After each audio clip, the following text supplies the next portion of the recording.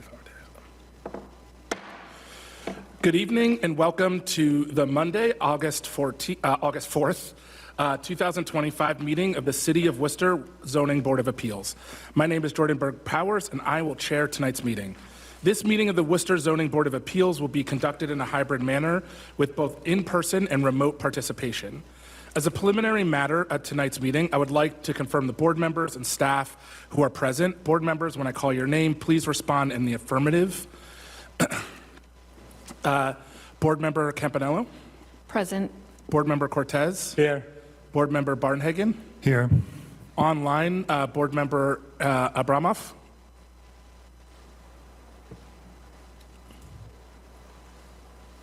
I'm here. Awesome. Board member Torcono? Present. And I believe board member Sacco is not here. Is that right? he is. No, he is. Oh, board member Sacco, I apologize. You want to hear me? Yes, I can hear you. I apologize. That's my fault. No worries. All right. Before we start the meeting, a few housekeeping notes, although we really got to cut many housekeeping notes. Tonight's meeting is being live streamed from the City of Worcester website and recording will be available for rebroadcast. This is a public meeting, which means both that it is being recorded and that the minutes will be taken and published at a later date. The public may participate remotely by calling 1-669-254-5252. And again, that number is 1-669-254-5252. And the access code is 160-456-4634, #. And again, the access code is 160-456-4634, #, or use the link shown on the screen. Once an item is called, there will be a brief presentation of the item, followed by an additional comments and clarifications from members of the city staff.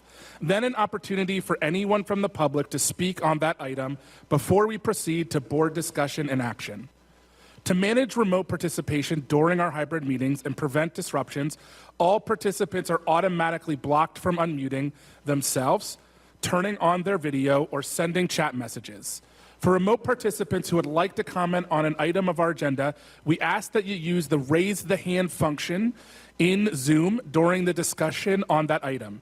If you joined by phone, you can raise your hand by pressing *9. And again, that's *9 if you're on your phone.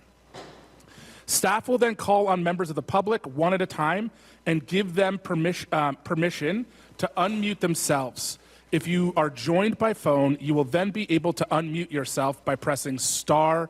*6. Please note the board appreciates brevity in your comments. To help with this process, we ask that all speakers participating in person to use a microphone to please clearly identify yourselves each time you speak. And the first time you speak, please state your city or town of residence for the record. To help maintain an orderly meeting, please address all comments and questions to me, the chair, rather than directly to any of the other speakers or applicants. Applicants must be aware that approvals are generally conditional. Decisions are typically signed by the board at the next meeting and filled with the city clerk the following day, beginning the appeal period. It is the applicant's responsibility to address any conditions of approval, and a lack of doing so may result in delays or enforcement. Please contact the planning division with any questions. Any party aggrieved by a decision of the board has the right of appeal under Mass General Law, CH 40A, Section 17. There are a number of items on our agenda being continued or postponed tonight, which I will read through shortly. If you are here on one of those items, please note that no additional notice will be sent to you before the next meeting. The best thing to do is call the planning division the day prior to our next meeting. Makes a difference if you wipe it. I will read through shortly. If you are here on one of the items, please note that no additional notice will be sent to you before the next meeting. The best thing to do is call the planning division the day prior to our next meeting to confirm if the item will be heard or postponed that night, as it is not uncommon for items to be postponed multiple times before they are heard by this board. I would suggest for the purposes of streamlining our meeting that Board Member Campanello offer to make any motions and that Board Member Cortez second any motions. In the event either member prefer not to do so, I simply ask that you identify another member to do so. All right, that was nice and long. With that, we have two continuances. We have one continuance and one postponement since it hasn't been opened. So for a continuance, we have item 1, 17 Claire, Montclair Drive, request to continue the public hearing to August 25th, 2025, and extend the constructive deadline to September 16th, 2025, and a postponement for item number 11, 14 Emery Street, a request to postpone the public hearing to August 25th, 2025, and extend the constructive grant deadline to September 16th, 2025. Is there a motion on those? I'd like to make a motion to continue item number 1, 17 Montclair Drive, and postpone item 11, 14 Emery Street. Is there a second? So move. On the motion, Board Member Abramoff, My vote is yes. Board Member Campanello, Yes. Board Member Cortez, Yes. Board Member Torcono, Yes. and my vote's yes. So if you're here for 17 Montclair Drive or 14 Emery Street, please contact the Planning Division, get somebody's card, and they can get in touch with you when those items will be heard. That being said, the first item is old business, number 2-3 Wildey Avenue. If the applicant could please step forward. Thank you so much. Good evening, Mr. Chairman, members of the board. My name is Donald O'Neill. I'm a lawyer here in Worcester. Here this evening on behalf of Sui Fong, who's the owner of the property at 3 Wildey Ave. We did appear before you, I think, 2 meetings ago. And at that time, there was a bit of testimony from neighbors and others, and some questions that were raised about this project. What we did do following that meeting is we did coordinate a meeting with the neighbors that was facilitated by the city councilors. And through that process, we did propose a reduction of the number of units from 8 to 7. And with the additional space that was created by elimination of the unit, we're able to provide some guest parking options, which was an issue that had been raised. And also it did, reduce the density of the project. We also made the units, reduce the size of the units somewhat, which also freed up some additional space for some landscaping and some other improvements. And as part of that submission, what our proposal was to make the improvements to Wildey Ave with a 24-foot wide paved surface and 1 catch basin. Following that, there was some discussion about the possibility of making further improvements to Wildey Ave so that it could possibly become a public. And we did have some back and forth over that with the city staff. And in the end, I think it came down to we were agreeable to increasing the road width to 27 feet with Cape Cod berms and still had the catch basin. But we would need to increase the number of units back to 8 to cover the added expense that we were anticipate that would cost. And again, the Department of Transportation and Mobility weighed in, and they were recommending granite curbs, concrete sidewalks, everything that you might have in a brand new subdivision road, which was way beyond our ability to fund based on the size of this project. And in the end, I think that what we left it at was that we would go to 27 feet with the Cape Cod berms, but no sidewalks. And if we did that, we would need to increase the number of units back to 8. And it seems that in the staff memo, there was a recommendation that they are basically endorsing the recommendation of the Department of Transportation and Mobility. So that's still sort of in the works, but our fallback position is what we submitted in terms of the revised plans, which is a 24-foot wide road and 7 units with some additional parking on site and a reduction in the unit sizes. I'm not even sure that the neighbors really want the street to be public. I think there was some discussion that at least some of them don't, I believe. They can speak for themselves, but that was my understanding. So the other thing I wanted to try and get out up front is there was an email and some letters exchanged just today about people getting back into the property, and there was some discussion. Someone seemed to indicate they spoke to the people who were there, and they were saying that they were workers and that they were going to be there for a couple of months and so on and so forth. None of this is authorized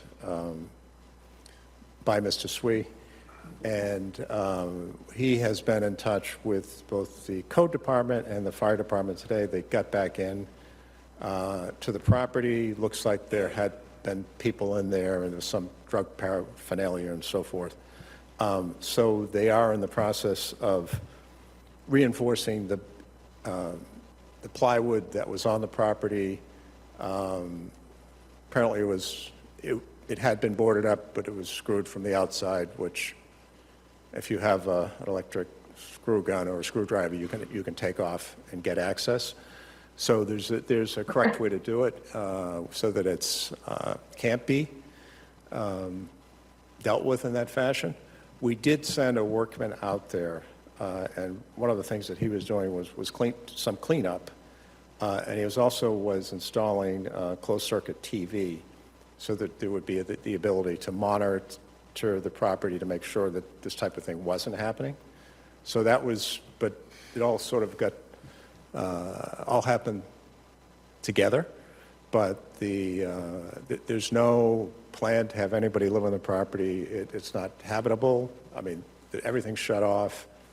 There's a failed septic system that's there.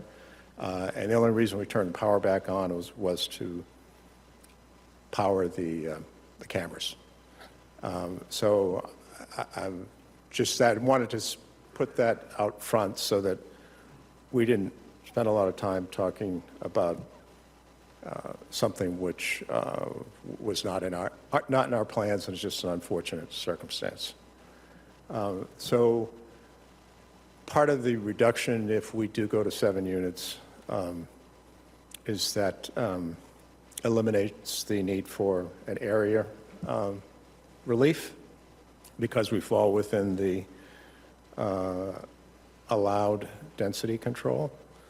So the remaining relief that we are requesting is just the minimal relief from the minimum requirement for frontage, which is based on the number of units.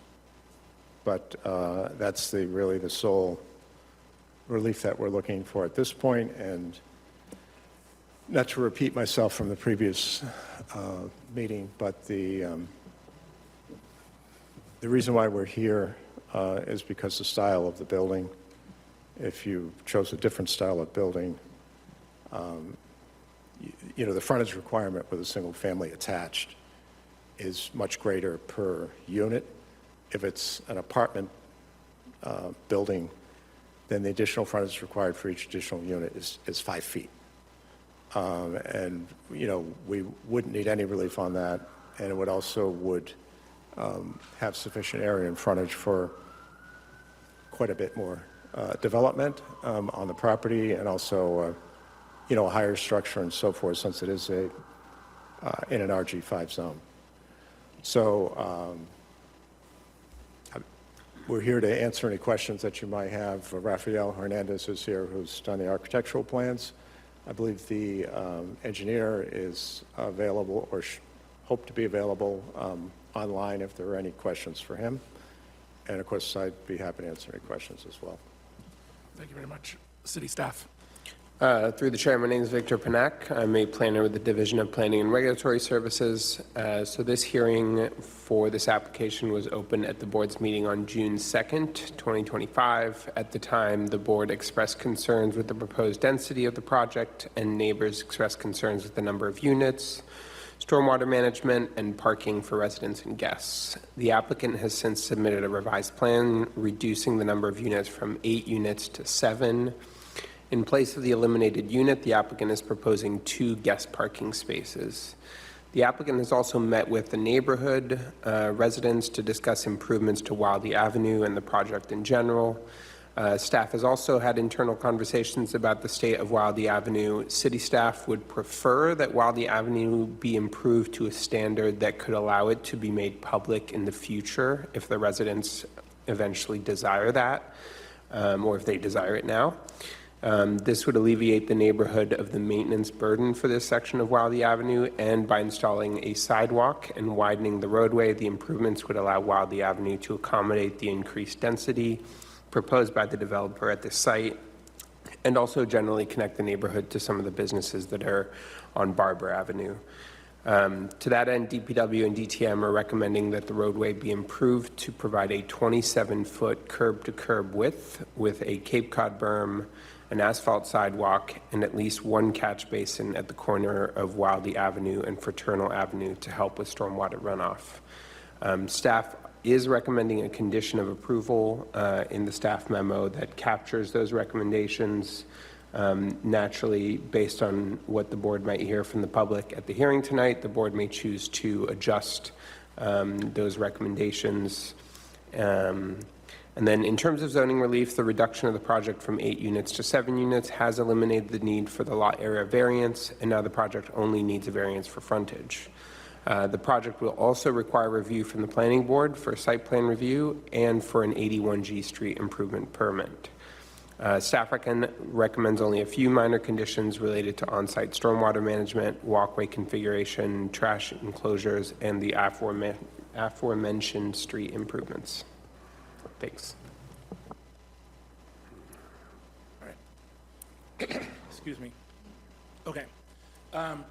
If you are here for 3 Wildey Avenue, I have several requests. The first is to come up in an orderly fashion, state your name and city or town of residence. If you are online, raise your hand using the raise your hand function, and staff will let you know. Please, any comments be addressed to me, and with that, we will take public comment. Yep, please come forward. Just state your name and city.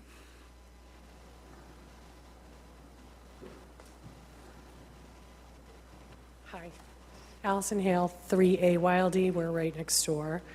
So we did meet, we reviewed these plans, we all agreed this sounded like a great plan. This is what we would prefer, and as opposed to 8 units. So I wanted to make sure that that was clear, that in lieu of additional work to the road, we would prefer to have this layout. At least, I'm speaking for my husband and I. I can't speak for our neighbors, but that is what we would prefer based on the meeting that we had. I also just want to address the issues that were popped up. So the truck and what was happening at the house was in fact Mr. Fong's workers. And when the city went in there, they had rigged up a hose they were using to go to the bathroom, which was going into the yard. There are contractor bags all over the property of God knows what has been taken out of the property. We're concerned, number one, just for health and safety. We don't know what's in those bags except for one bag because it's been ripped open by animals. There's pesticides, weed killer, things like that in there. I don't know what else is in there, but we would appreciate if someone would just stay on top of this situation because it's been an ongoing problem. And, you know, for us, it's not fair that we're having to deal with this. I feel like we're having to babysit this situation. Thank you. Thank you very much. I will, I'll say we don't have the control, but I David understand. Horn, the commissioner, has heard through the board, and if you Yeah. can just get his comment, his card for the inspection services. Absolutely. I just and wanted it contact on them directly. record. I- Thank you. Thank you for putting it on the record. I just want to say, please do contact the city, and he has heard you. So thank you for saying it. Yeah, next person. Thank you very much. Just state your name and city of residence. Joe Petty, City of Worcester. Mr. Chairman, members, thank you for taking this project on seriously. And there was a meeting between the developer and the neighbors, and they decided they'd like to have the 7 units. I think, Don, is it 24 feet? 24 feet. And out of the new recommendations, I think what they agreed with, if they could do it, is do a second catch basin on Fraternal. And I'm not asking to screw things up here, I just like... 24 feet, but a second catch basin, is that correct? Yeah, if we can do a second basement up the street, because it would protect the tar that goes down there, that so makes when sense it to me. rains, it won't come and ruin the road in the future. So, thank you, Mr. Chairman, appreciate it. Thank you. I got that.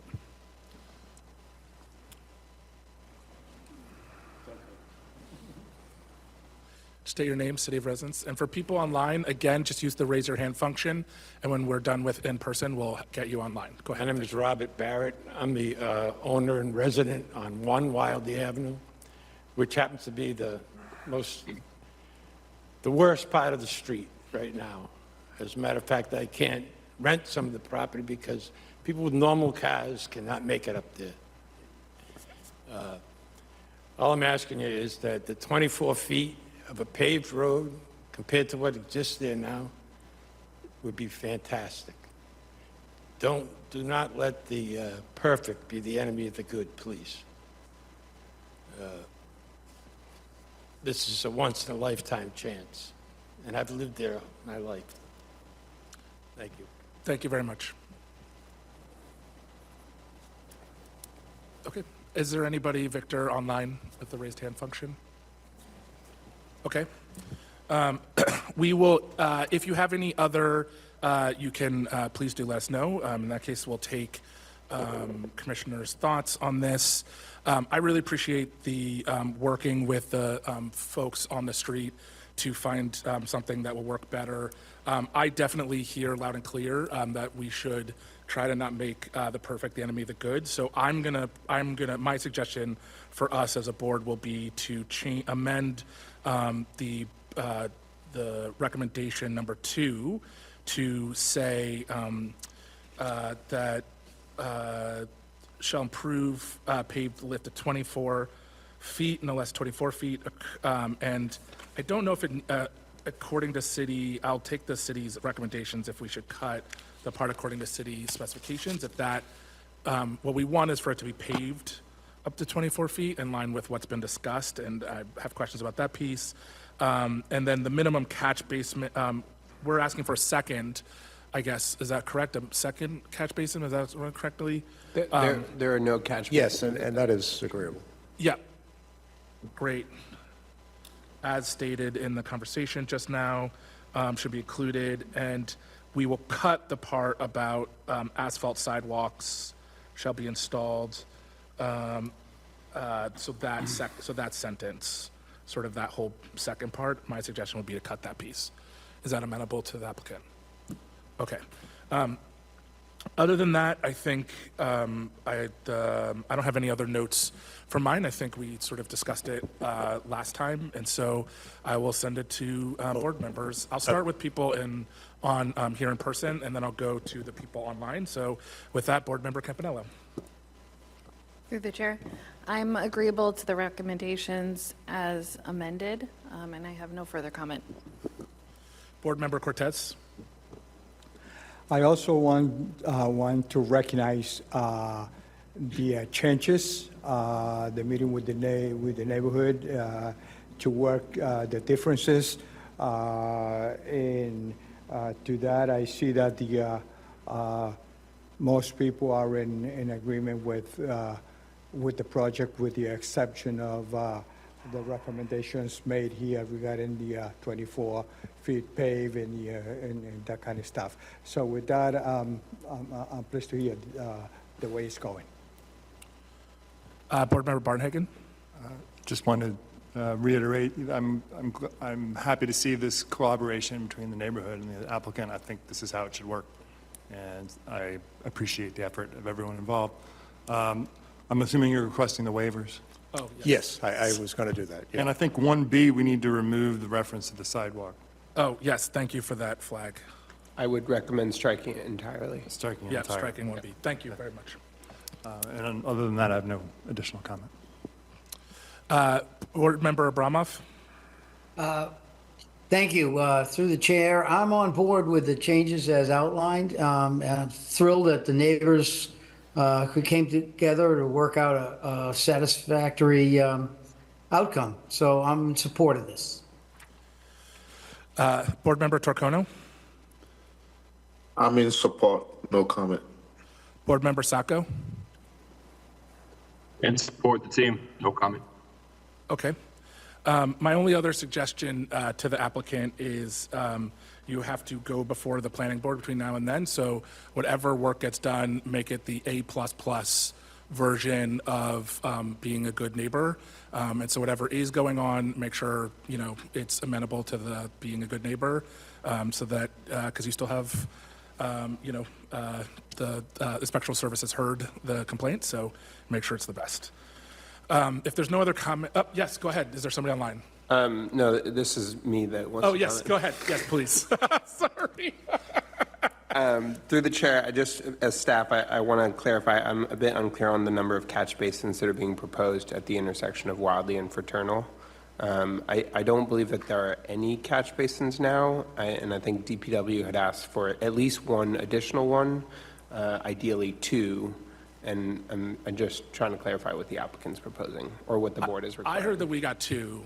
I'm open to the applicant. If that's, I think that's what Mayor Joe Petty requested, if that's what I understood correctly and agreed to. I am open to making sure that that's clear. Through the I chair. can go with one more at the intersection, because two doesn't really help much, because it's just right across the road. I think one should be suffice. Okay. Through the chair, it was my understanding that on the recommendation, a minimum of 1 catch basin would be changed to a minimum of 2 catch basins. That was my understanding as well. But what they're saying, the applicant would like it to be stay one. And I guess I want clarity, if the mayor would be so kind as to reiterate what he understood the agreement to be, I would appreciate that.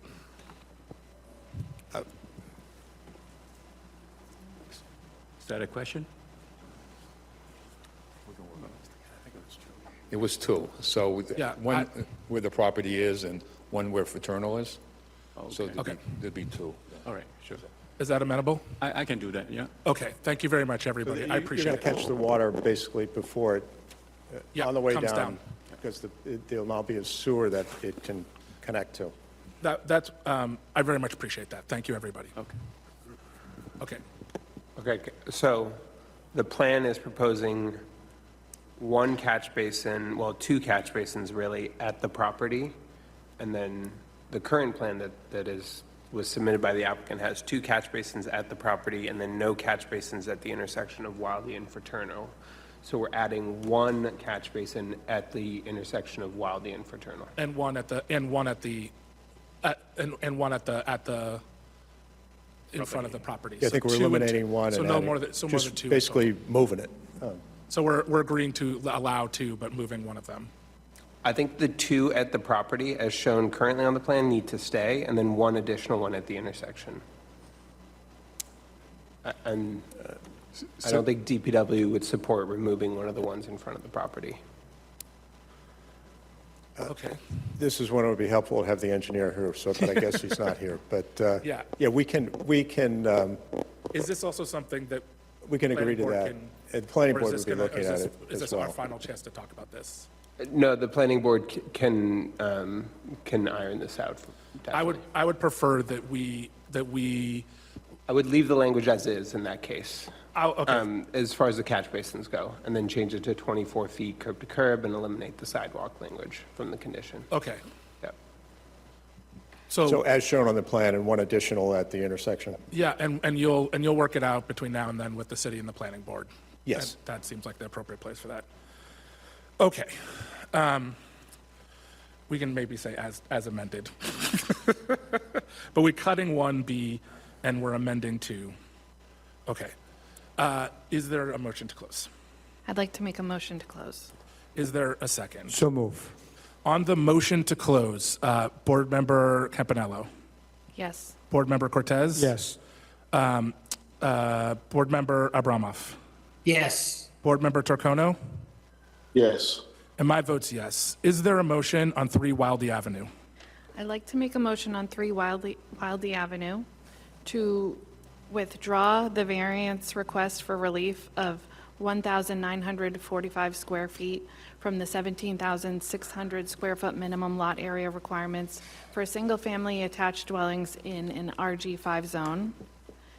I'd like to make a motion for relief for 30.27 feet from the 140-foot frontage requirements of a single-family attached dwellings in an RG5 zone. In consideration with the recommendations by staff as amended to remove 1B and amend number 2 through, as Stated. documents, as stated, and for the waivers as requested by the applicant on page 3 of 8 of the staff memo. Is there a second? I do second the motion. On the motion, Board Member Campanello, Yes. Board Member Cortez? Yes. Board Member Abramov? Yes, my vote is yes. Board Member Turcono? Yes. My vote's also yes. Thank you very much. Thank you very much. Thank you to everyone. Great work. Thank you. All right. Next up is 29 Dominion Road.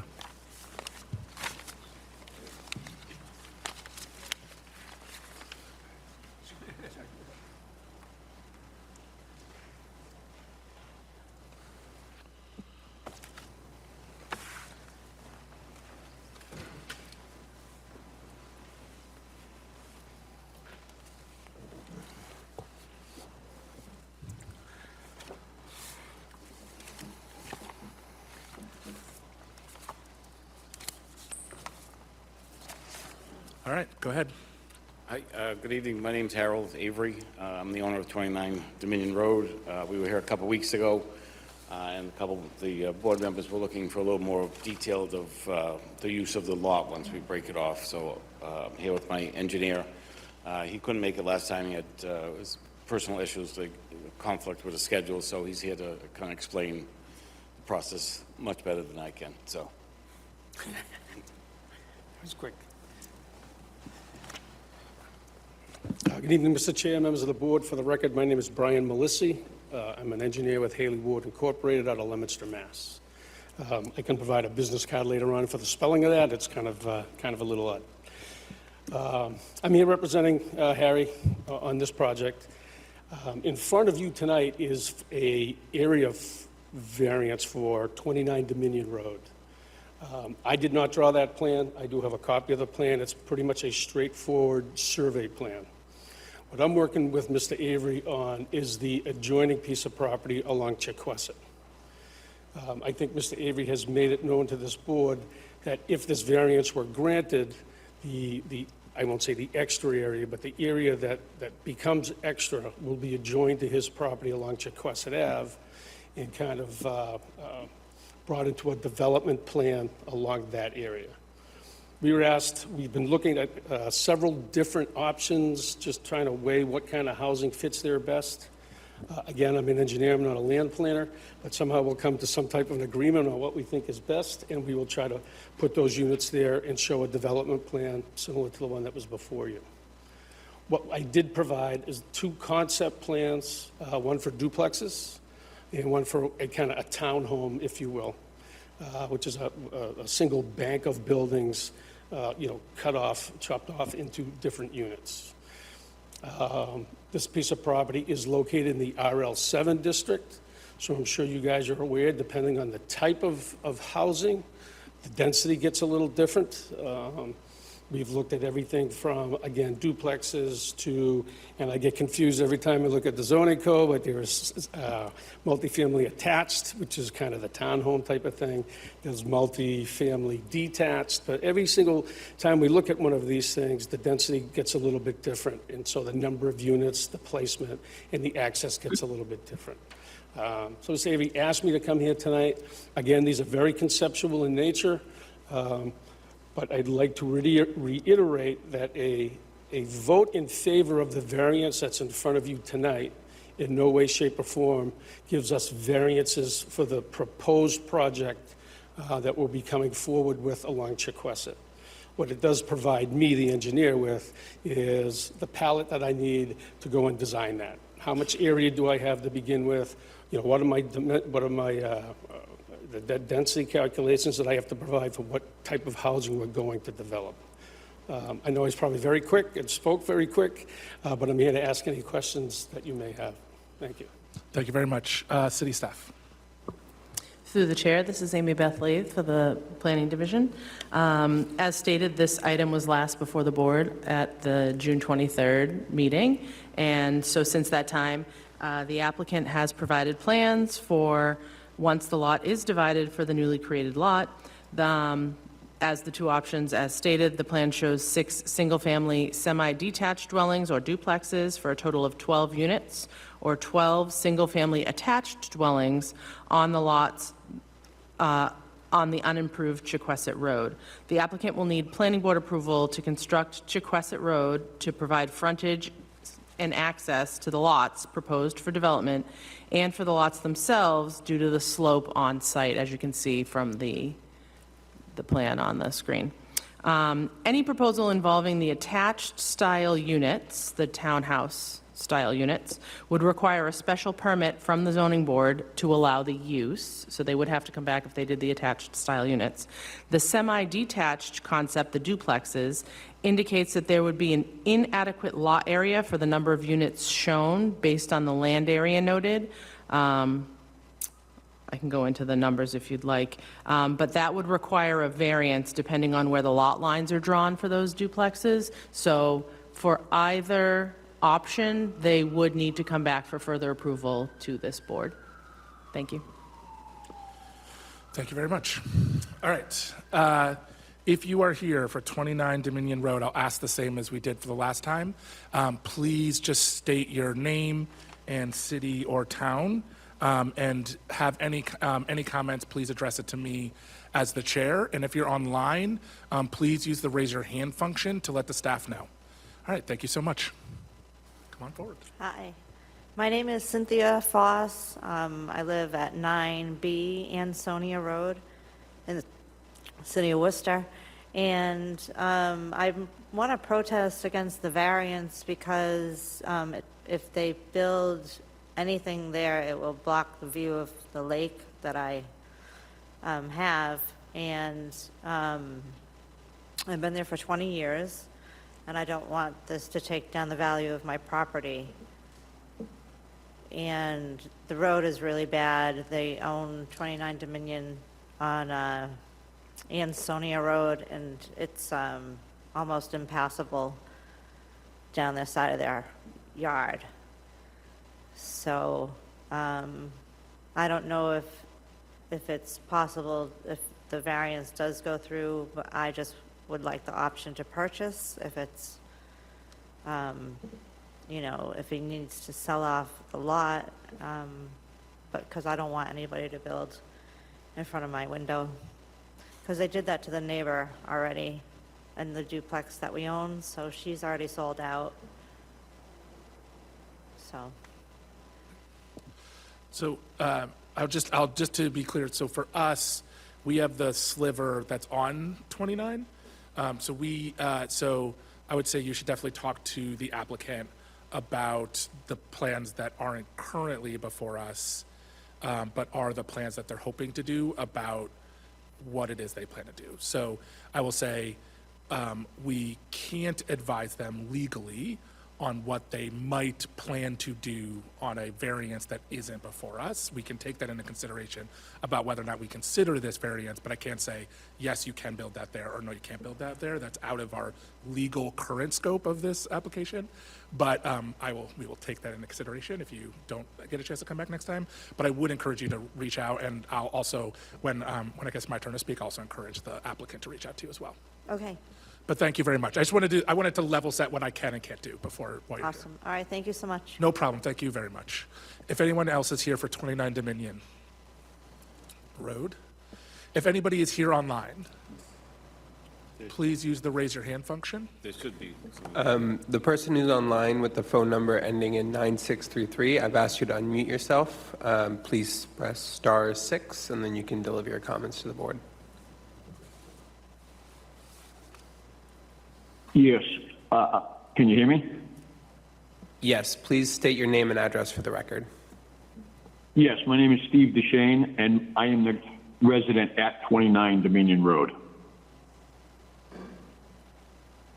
Go ahead. My plan is to purchase the house from Harry, and I really don't have any problem with him dividing the lot. It's just less I would have to take care of.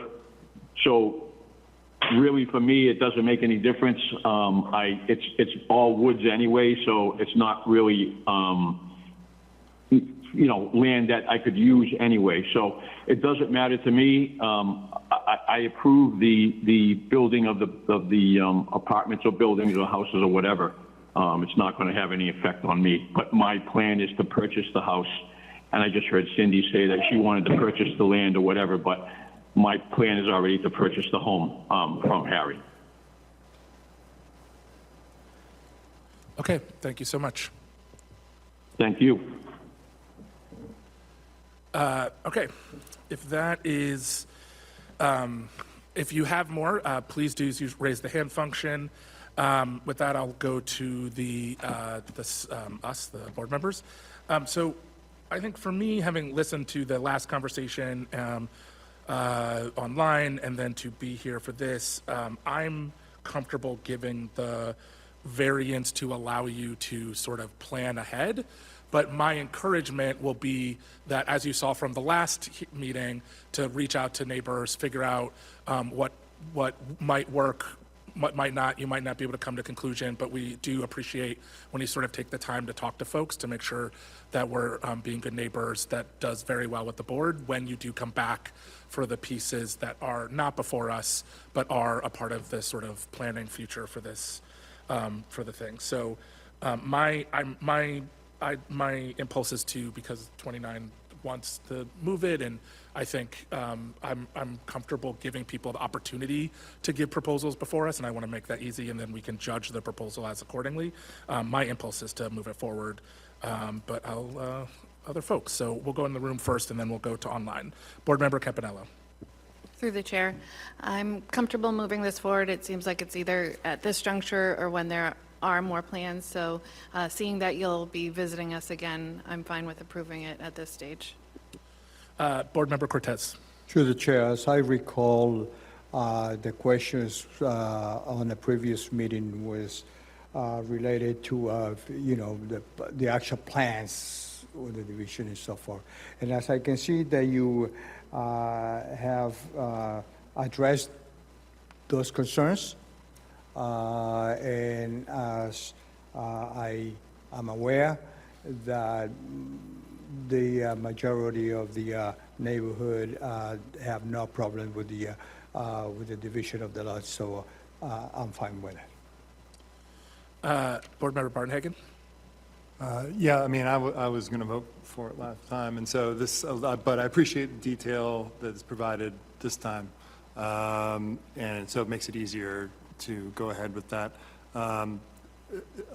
There's one recommendation on there. Are you okay with that?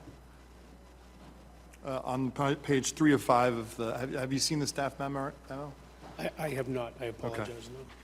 There's just some technical things that the board wants. Yeah. Just want to make sure that before this approves, because if we approve this, you're going to have to meet that recommendation.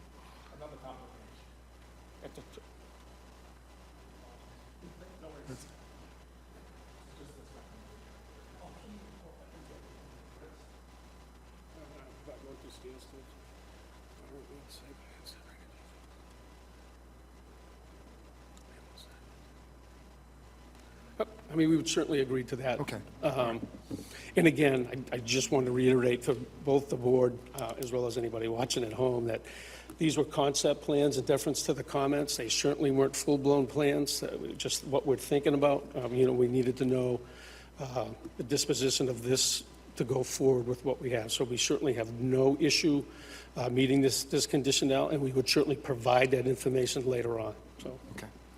All right, thank you. And we'll also, you can keep that, and we'll ask that you ask for the, are you requesting the waivers as right below that as well? So as of right now, My suggestion would be to request the we're waivers. going to request both waivers, 1 and 2. Distances from adjacent buildings and Yeah. property lines, and It's- percentage of lot covered by the principal and accessory uses, impervious surface, and percentage of open Yeah, space. yeah. Great. Amy Beth, just really quickly, who can vote on this? Did everybody fill out the Mullins rule? So through the chair, all regular board members did fill out Mullen affidavits for this item. Thank you. Board Member Abramov. Yeah, I don't have any comment. I can support this. Board Member Torcono. I'm all set. I support it. Board Member Sacco. Also no comment and support. Okay. Not seeing anybody else rush forward, I'll take a motion to close. I'd like to make a motion to close the hearing. Is there a second? So move. On the motion to close, Board Member Campanello, Yes. Board Member Cortez. Yes. Board Member Abramoff, Yes. Board Member Torcono, Yes. and my vote's yes. Is there a motion on 29 Dominion Road? I'd like to make a motion for 29 Dominion Road for variance for relief of 2,000 square feet from the 7,000 square foot minimum lot area requirement for a single-family detached dwelling in an RL7 zone, with the recommendations and the waivers on page 3 of 5 of the staff memo. Is there a second? I do second the motion. On the motion, Board Member Campanello, Yes. Board Member Cortez. Yes. Board Member Abramoff, Yes. Board Member Torcono. Yes. My vote's yes. Thank you very much. And I think the person left, but just do reach out to the neighbors, please, and just have a conversation. Thank you Appreciate very your time. much. Appreciate your time, thank you. Thank you.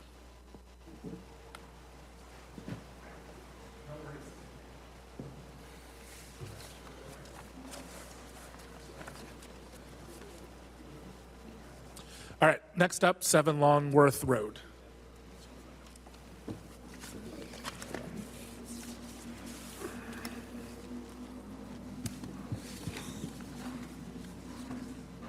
Excuse me. Yeah, no worries. Have a good night.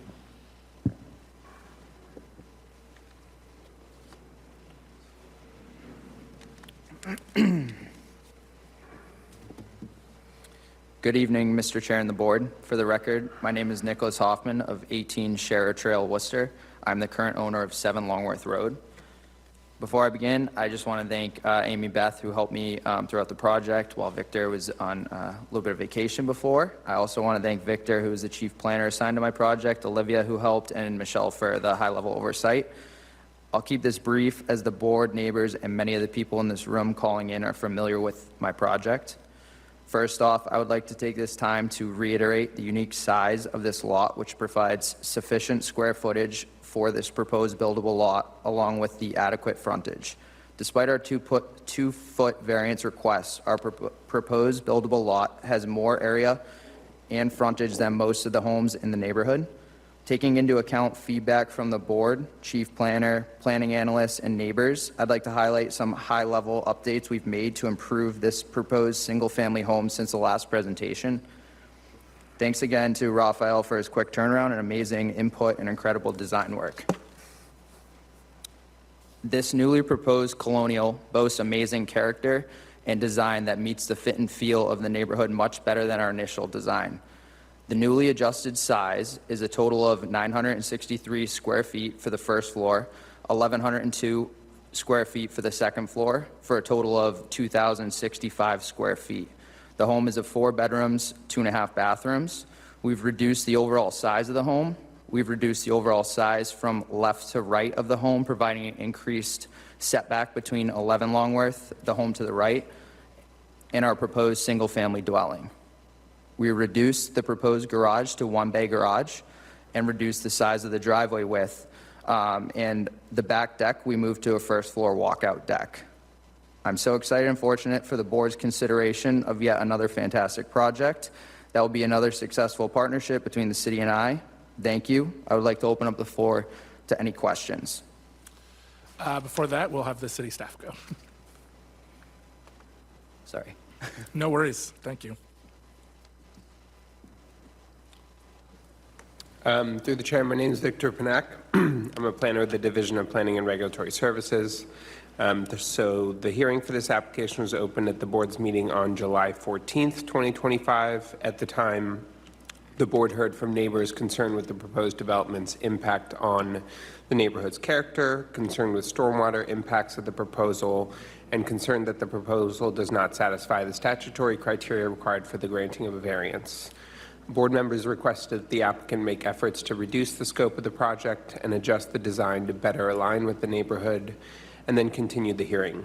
Since that date, the applicant has submitted a revised architectural plan that proposes a more colonial-style design and a revised site plan matching the proposed architectural footprint. I do want to specifically note that the applicant may have mentioned at the last meeting that city staff is supportive of this application.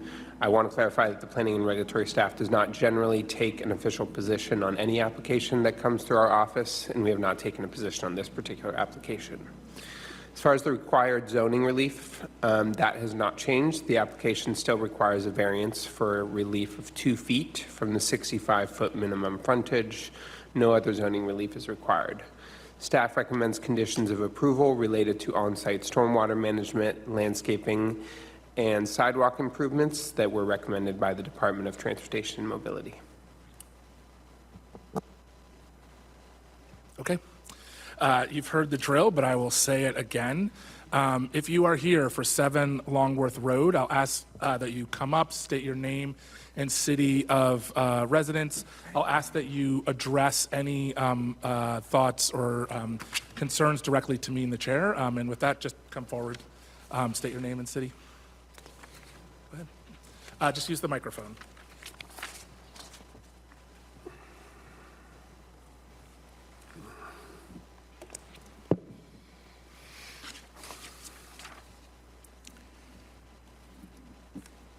Keith Boucher, 11 Longworth Road, Worcester, Mass.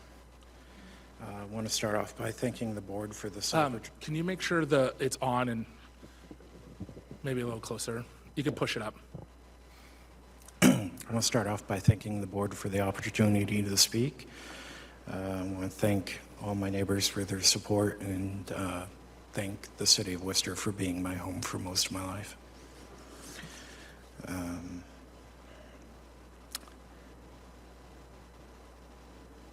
I'm speaking today to formally object to the variance request submitted for 7 Longworth Road. As you know, Massachusetts General Law, Chapter 40A, Section 10, sets a clear legal standard for when a variance may be granted. The burden of proof lies with the applicant to meet all 3 required findings. 1, that there is substantial hardship owing to soil conditions, shape, or topography specific to the lot, that this hardship is not self-created, that granting relief would not be detrimental to the public good or undermine the intent of the zoning ordinance.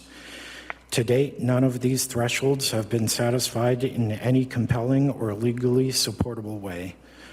On the first point, there is no unusual topography or physical limitation that distinguishes 7 Longworth Road from the dozens of other lots on the street.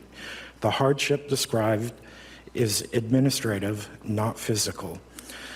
On the second point, the hardship was knowingly acquired. The applicant purchased this parcel with full awareness of the frontage requirement and the lot's limitations under the current zoning. He is now asking the city to relieve him of these limitations, not because of any unique hardship imposed by the land, but to unlock greater financial value from the speculative purchase. That is the textbook definition of self-created hardship. On the third point, approving this variance sets a concerning precedent. It tells other developers that Worcester's zoning protections are negotiable when profit is the motive. That a single-family home can be flipped into two regardless of context, if the language is softened and if the profit margin is high enough. This not only erodes trust in the ZBA and the city planning process, but it chips away at the long-term integrity of our zoning laws. We are not opposed to thoughtful development. What we oppose is the process that allows developers to manipulate zoning constraints through exceptions rather than through earned permissions. This applicant could, by right, build an accessory dwelling unit today if more housing were the true goal. Instead, the home at 7 Longworth Road remains empty while the applicant seeks to subdivide the lot, build new construction, and inflate the value of the existing structure by holding it off the market. This is a strategy seen in speculative real estate markets where artificial inventory scarcity is used to drive prices upward. I just want to end this by asking the board one question. Why is there no one living at 7 Longworth Road today? Thank you.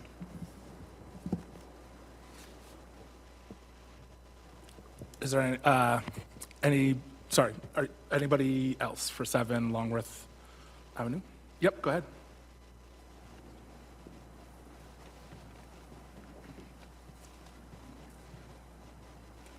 I'm Keith Linares, 1 Germain Street, Worcester, Mass. I'm here to support the residents of Longworth Road in speaking against the proposed subdivision at 7 Longworth. It'd be easy to dismiss this as residents just being resistant to change, but I urge you to look deeper. This case isn't just about one property. It raises critical questions about our city's transparency and oversight, our zoning, and our future. As Keith stated, Massachusetts law is clear about when variances are supposed to be allowed.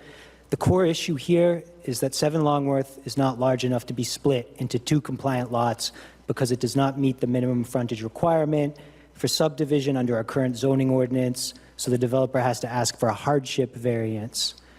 The owner of 7 Longworth can already legally and reasonably build an ADU on this property without any variance. So I ask you, where is the substantial hardship or burden here? Massachusetts law explicitly states that self-created hardships are not allowed as a basis for a variance. If the ZBA allows this argument that a real estate speculator is facing a hardship in this situation, then we're setting a dangerous precedent. We are effectively saying that a real estate speculator being unable to maximize profit fits the definition of hardship. I'm not supportive for 2 additional reasons. The Now Next plan shows Longworth Road as having no changes planned for its zoning. If we approve this, we're ignoring our own plan and making the city look inconsistent on manners of zoning, which could damage public trust in the process. I worry that allowing this is going to scare people off from future zoning changes, which are badly needed. Secondly, real estate speculators who specialize in buy and hold tactics contribute to a false sense of scarcity. Land is plentiful in Worcester. We are just using it poorly through things like mandated parking minimums and allowing so much one-level development, and by encouraging and rewarding these types of speculative buy and hold tactics. I want to be clear that I personally am for ending exclusionary zoning. It doesn't produce good results, and we absolutely need to change it to make a meaningful impact on our city's housing crisis and to improve quality of life for Worcester residents. But if we end exclusionary zoning, we must have a clear strategy and a vision that the public buys into. We must include the public to educate them and collaborate on making zoning changes. As we grow, we need to be prioritizing apartments and smaller homes that people can actually afford. We need to make sure that streets are safe walkable, and reducing our reliance on cars. And we should be pursuing mindful development that avoids unchecked sprawl and crippling congestion. Now Next is a good start, but we are clearly not following that plan, as evidenced here. I respectfully urge the ZBA to deny the proposed subdivision at 7 Longworth Road. The way that the ZBA decides this matter is going to answer a fundamental question for me and for every resident of Worcester. Does City Hall work for speculators and developers, or does City Hall work for the people who call this city home? Thanks.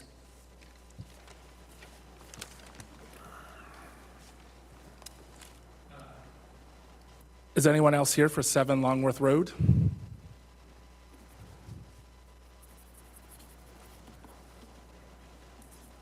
Joe Petty, City of Worcester. Thank you, Mr. Chairman, and thank you, Mr. Chairman, and board members. And I do agree with Keith Boucher on this, and that your job is tough. The city struggles with housing and also making sure you don't change the character of a neighborhood. So I think he had some legitimate questions to ask. I don't understand all the law involved here, but maybe someone can answer those questions. And my only concern is that when you change the character of a neighborhood, it doesn't help the city of Worcester. So just look at some of the questions that were asked and make sure we give them the right answer and bring the city forward. Thank you, Mr. Chairman. Thank you very much. Is anybody online? If you're online, use the raise your hand function.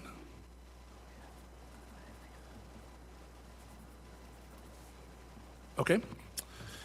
We will go to somebody else. Raise your hand. Oh, sorry. Go ahead. Come on up. I'm sorry I didn't see you.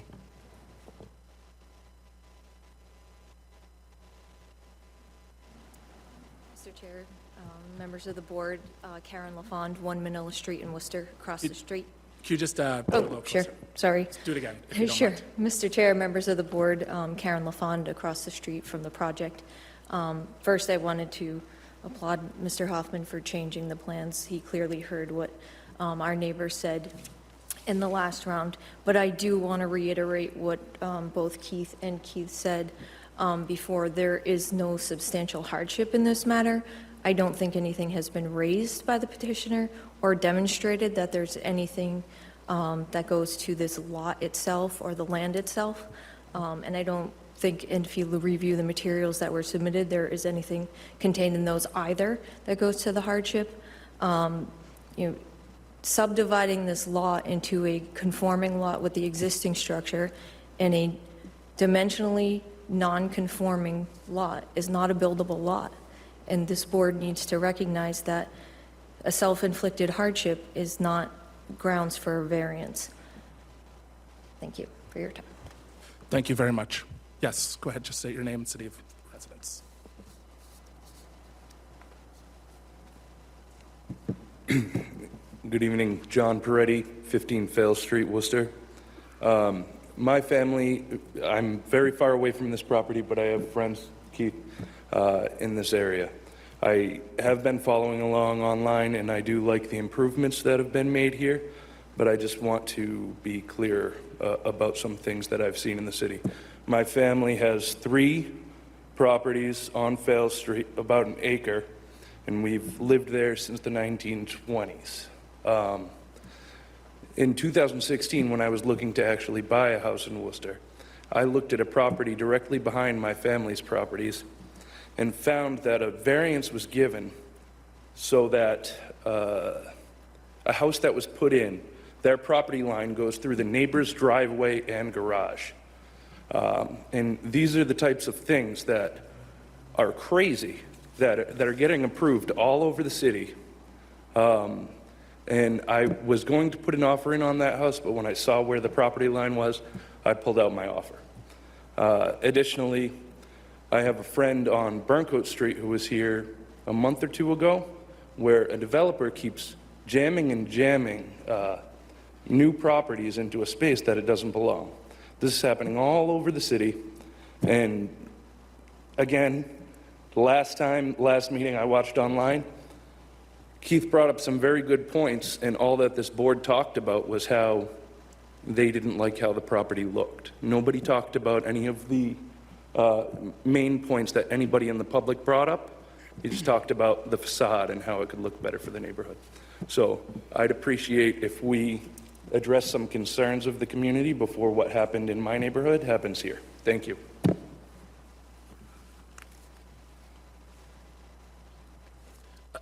Anyone else here for 7 Longworth Road?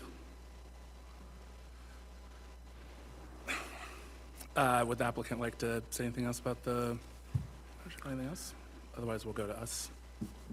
I don't think so, unless Rafael would like to. Okay. Regarding the ADU, if this property did get approved to build its own house that could be sold to new buyers, they each could add an ADU to that and would be turning essentially a single unit into 4 units in these 2 lots, which would greatly help the housing crisis in Worcester. And so that to me is the main difference between just adding an ADU to this that could not be sold separately. It would only be able to be rented out. This would add to the ownership of housing in Worcester to young families or that right now don't have access to a lot of properties because they're not getting developed. Thank you. Yeah, go ahead. Sorry, I'd like to just add one thing. I have tried to take a lot of information from the neighbors and also the board into account for this project. I'm requesting the minimum possible variance for this project. I've had many projects with less square footage, more slope, and also this is a viable project to create adequate, affordable housing in a good neighborhood. Sure, it'll be priced for new construction higher, but that was one of the constraints that a lot of the neighbors have brought up as well. And I am obviously for this project. I feel we've really buttoned down and taken into account a lot of the details. I've also welcomed more criticism and input from the neighbors. We've done a lot of the changes that I outlined, including moving one of the second-story deck down to the first story. I've been fine with abiding by a lot of the recommendations from the board and even the neighbors in the design that I feel this really does fit and feel a lot better, which a lot of the neighbors have even put input tonight that they agree as well. And I would appreciate the full approval of this 2-foot variance, which is the minimal requirement that I need. And the lot does have adequate square footage. I also want to reiterate that. And also my lot does have more frontage than a lot of the current homes that are in the area as well. So it is a little bit ironic to say there's not adequate frontage to support a home here when mine does have that. I've also reduced the size of the home as well, and I've moved it back from Keith's property line to give him a little bit more when he does, I think, have something that's abutting close to the setback lines. So I did try to take that into account to give him a little more privacy with it as well. Sure, it might not be as much as he'd like, but I have been taking into account a lot of this stuff, and I do feel we're at a point where I would request and appreciate the approval, and we're ready to move forward with this. Thank you.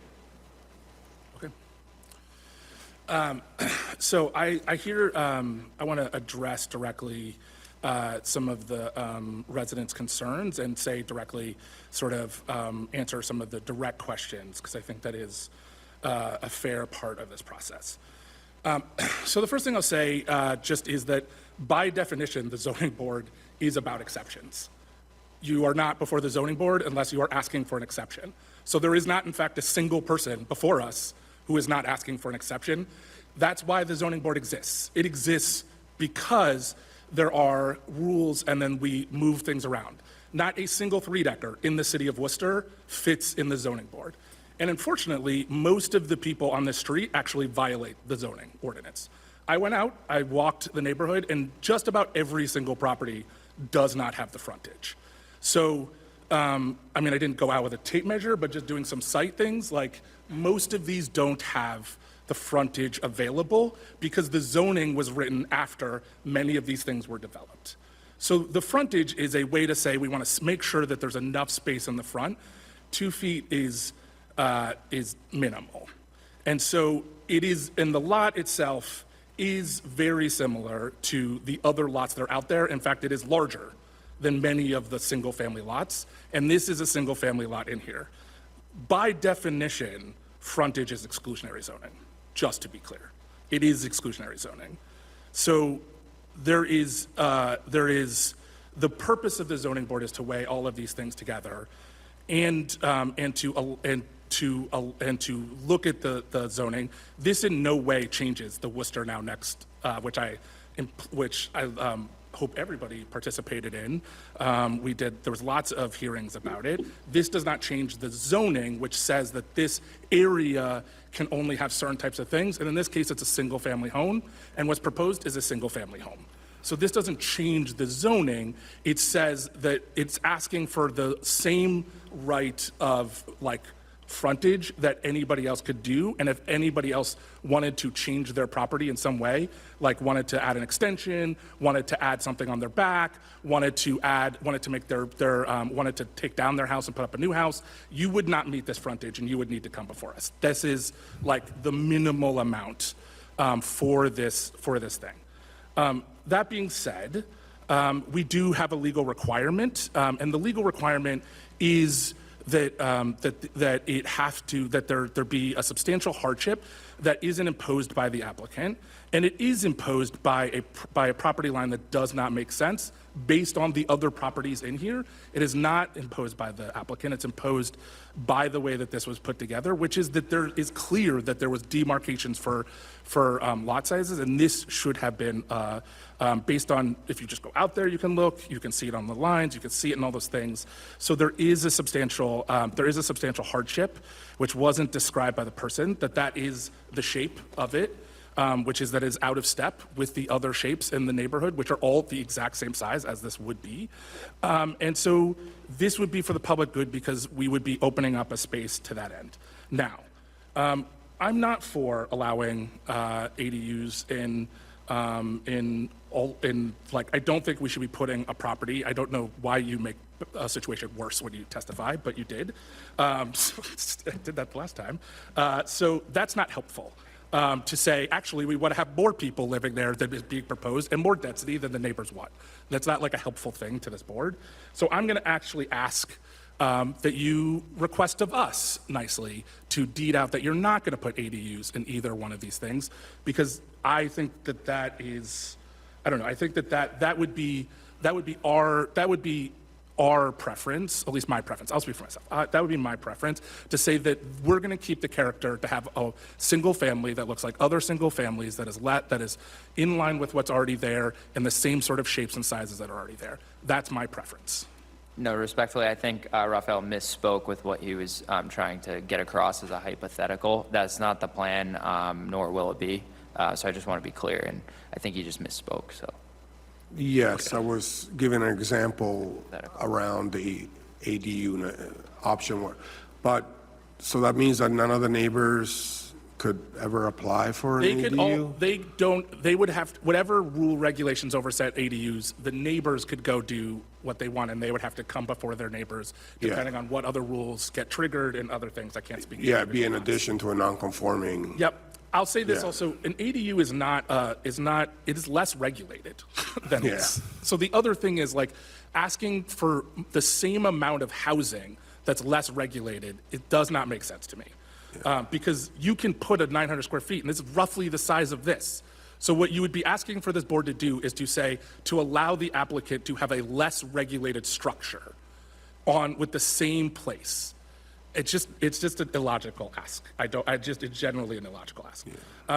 I would rather us have a ton of recommendations, for which there are a lot, for which this applicant would have zero of if they decided to do an ADU, which could be roughly the same size. So yes, it doesn't make sense for this thing. So my impulse is to say yes. This is 2 feet. There is a clear. To me, it's a clear reading of the ZBA and the purpose of the ZBA. This is literally what we are here to do, to say this should have been rectified at some point. Somebody should have put a line that made sense. It did not happen. This applicant would like to make it happen and open up more housing, which would be benefit to us, and for it to look like the other things that are already there. All right, that's my thoughts. Other people get to vote. Board Member Campanello. Through the chair. I think that the relief requested is minimal. I think that the improvements from last time are positive. And to discuss about the relief being requested, the proposed use is an allowed residential use in an RS7 district. The combined parcels have sufficient area and frontage to accommodate 2 single-family detached dwellings on separate lots, with no obligation to the density controls imposed by the zoning ordinance regarding the frontage requirement. So the 2 lots together have enough frontage for 2 detached single-family homes. I think that constructing an additional unit on the extra lot is preferable than the design of from an aesthetic standpoint, from a neighborhood context, than designing an expansion of the existing dwelling. Board Member Cortez. Through the chair, this is somewhat a sort of a difficult one before us, and difficult for both parties out there, as I can see.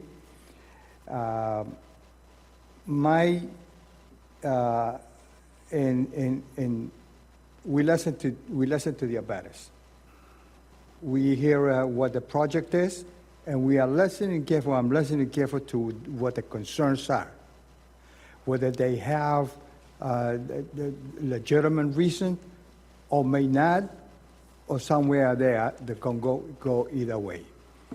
I concur with some of the words mentioned by the chair regarding what we are for in here as the zoning board of appeals, appealing what it may not be strictly on the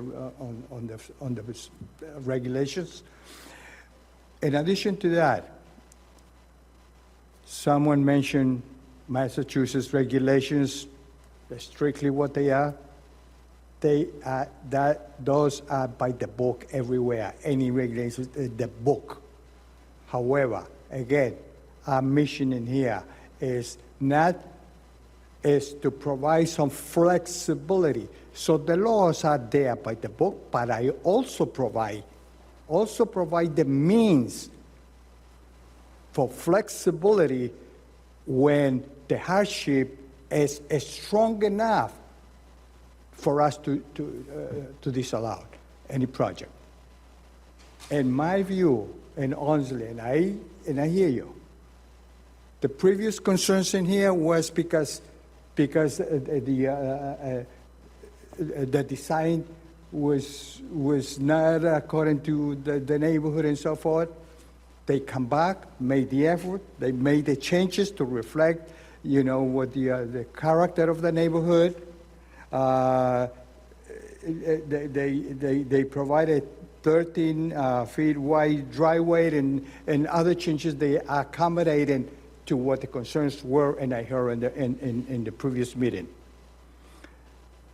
To that, in my opinion, I'm not a judge, but I'm in a position in here that they are not sufficient. Hearing your concerns, that is not sufficient enough to turn down a minimum request in here, even though, and that's what the regulations apply. The flexibility based on what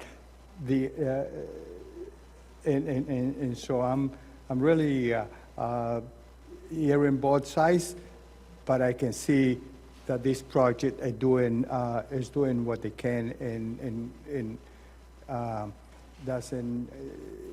doesn't really create a great difference to the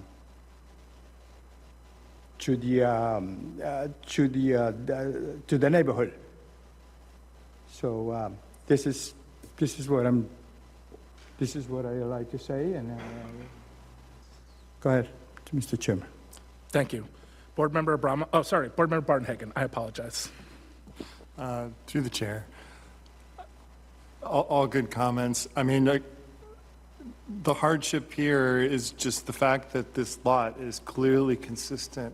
The second lot is clearly consistent in size and shape, and everything other than the 2 feet of frontage, with every other lot in the neighborhood, in fact, bigger, as the chair has mentioned. And so that's the hardship, is that you have a lot that could support a single-family dwelling like this, and it's not being able to be used that way. And this is not something that's self-created. This is the result of the fact that the subdivision was established before modern zoning laws. And those zoning laws were kind of imposed upon it, and then these 2 lots were joined together. And then you have the unfortunate circumstance where you're only 2 feet shy of having 2 lots, which is either one huge lot, which also is kind of out of the ordinary, or you have 2 lots that are only slightly different from what the current zoning law requires. And that, as been mentioned, we're not the zoning enforcement committee, we're the zoning board of appeals. So, there are laws that are enforced, but when you come before the zoning board, you're asking, okay, this law is being imposed on me, all we need is a little tweak here, a little adjustment there. And I will also mention that because this applicant has to come before this board, you are getting a huge list of recommendations, trees, a stormwater management system. You're getting, that's the only reason they're improved, and they did significantly improve the design of this structure to match the neighbors, which was the main concern that we had last time. You wouldn't be getting that. If someone built an ADU, they can build whatever they want, as long as it complies with every other law that is out there, which would not have the design aesthetics here that you're getting. So the neighborhood is getting a lot of compromises, of movement by the applicant, of extra trees, stormwater, everything else. And so that has to be considered, because this applicant could just build a huge ADU next to it with no oversight of this board, and not have any of these conditions that the applicant has agreed to, which that was a question I want to ask. Make sure you're agreeing with all of these conditions here. I'm assuming you are. And so I think significant improvement from the last time, and I think that the minimum amount, how small this variance is compared to some of the other things that we see on a daily basis, I think I'm going to recommend approval. Board Member Bromoff. Thank you. Through the chair. First, I have to say your comments and edifying information you provided was exceptional, and I really appreciate hearing that. Again, it clarifies the position that we as board members are in. I think also the comments of my other board members have been thorough and clear, and everybody did a lot of work in viewing the neighborhood and the property. The developer came up with a design that really fits the neighborhood and is willing to meet all of the conditions that the city is requesting. And the requested relief is de minimis. It's 2 feet. And so I don't have any problem supporting this, and I appreciate hearing from my other board members on this too. Thank you. Board Member Turcono. No comment. Board Member Sacco. Yeah, I agree with the rest of the board. I think he made a solid effort to make accommodations and listen to what we had to say, and I'm in favor. Yes, go ahead. Excuse me, Mr. Chair. The one thing I just did want to bring up, I did have a request from, not DPW, but they wanted us to increase in front of the house, extend the sidewalk, which to my understanding would be larger than what's around the area. I'm fine to correctly, if anything gets damaged, fix it and make it in the same place, but I feel that that would also make, in my opinion, the neighborhood sidewalks look weird in front of that house, and I think it's a little overboard. I did call multiple times and email. We got the note Thursday of last week, but besides that, if anything gets damaged with the granite and the curb cut, like, we'll fix that and make it intact with how it is, and correctly make it so it's flat for a walkway across and slope it down to the start of the driveway. But that is just the one thing I wanted to bring up, that I think if we did that, it would look weird and not right in the fit and feel of the neighborhood as well. So I just did everything else we're fine with, but I did want to just bring that up as well to be transparent. I'm glad you mentioned that. I was going to ask about it. And also the waiver. There's one waiver that's. We'd request the waivers to Okay, yeah. recommend So it. number H in DTM, that was I will admit that was a strange request from DTM. I was out there, as I said, and what would be requested is exactly as stated. It would create its own walkway, which is different from what's currently out there, and the rest of the neighborhood. And so my suggestion for H would be to change it, as the applicant stated, to require that the applicant repair any damage to the sidewalks and to make it in line with what's already out there. Through the chair, I think you could just strike H2, which is where their DTM is asking for the sidewalk to be reconstructed along the property line. If you just strike that, then what you have left is H1, which requires that the sidewalk where it crosses the driveway will maintain the elevation of the sidewalk on either side. Yeah, I think that's right. And then with condition 3, that covers any damages to the public infrastructure or the public way. Thank you very much. All right. Is there any more public from the board? Any flags from the board? Through before the we- chair. Yes. There was mention of deed restricting the ability to build ADUs on either lot. I'm not sure if the board has come to a conclusion on that.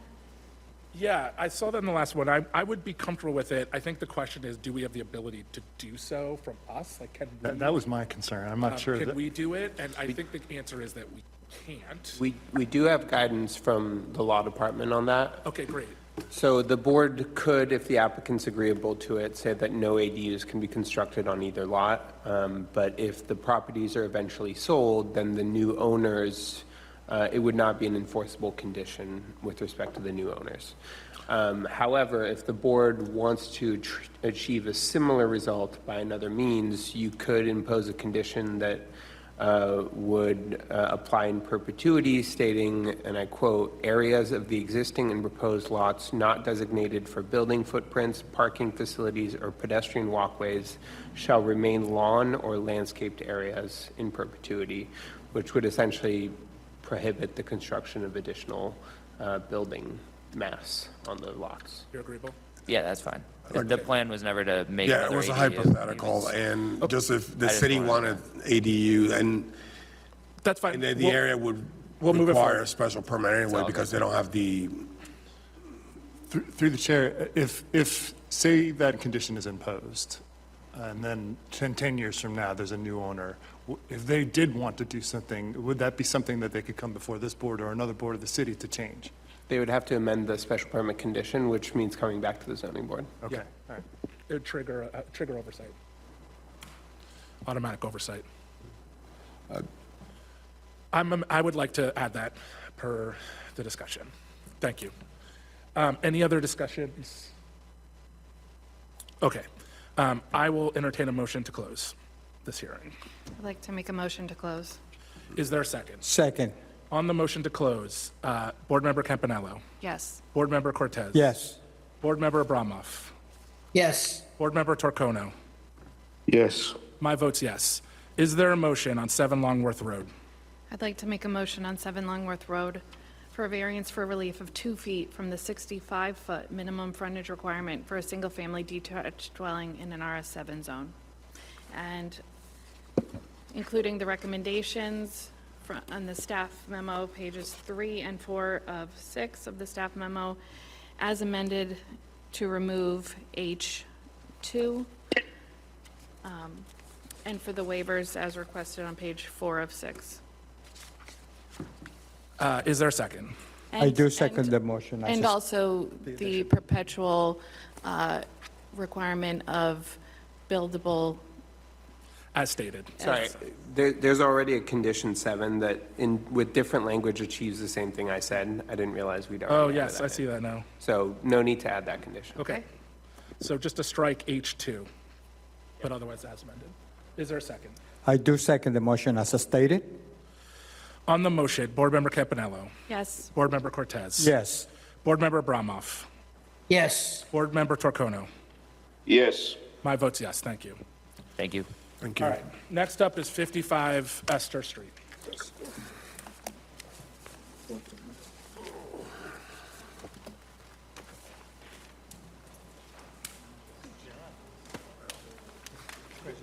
you, appreciate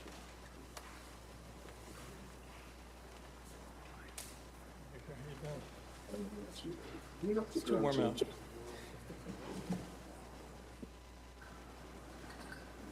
Gentlemen, the world is waiting. Good evening, members of the board. My name is Jonathan Finkelstein. I'm an attorney in Worcester, and I'm here on behalf of Michael O'Rourke, owner of 55 Esther Street. It's a property with 12 units in it. We're here today looking for a variance. Simply put, we're extending a backyard. I hope you've all had a chance to look at the property and how small it is. A little background on the property. It's completely occupied by families that have been put in there by Central Mass Housing Alliance. They're concerned, we're concerned about the availability of space out back. There's a very deep gully behind the house. It's eroding. The wall is planned there. It's about 120 feet across, 12 feet high. It'll have a decorative fence on top. I didn't say anything. I think somebody online. Okay. With us today is Mr.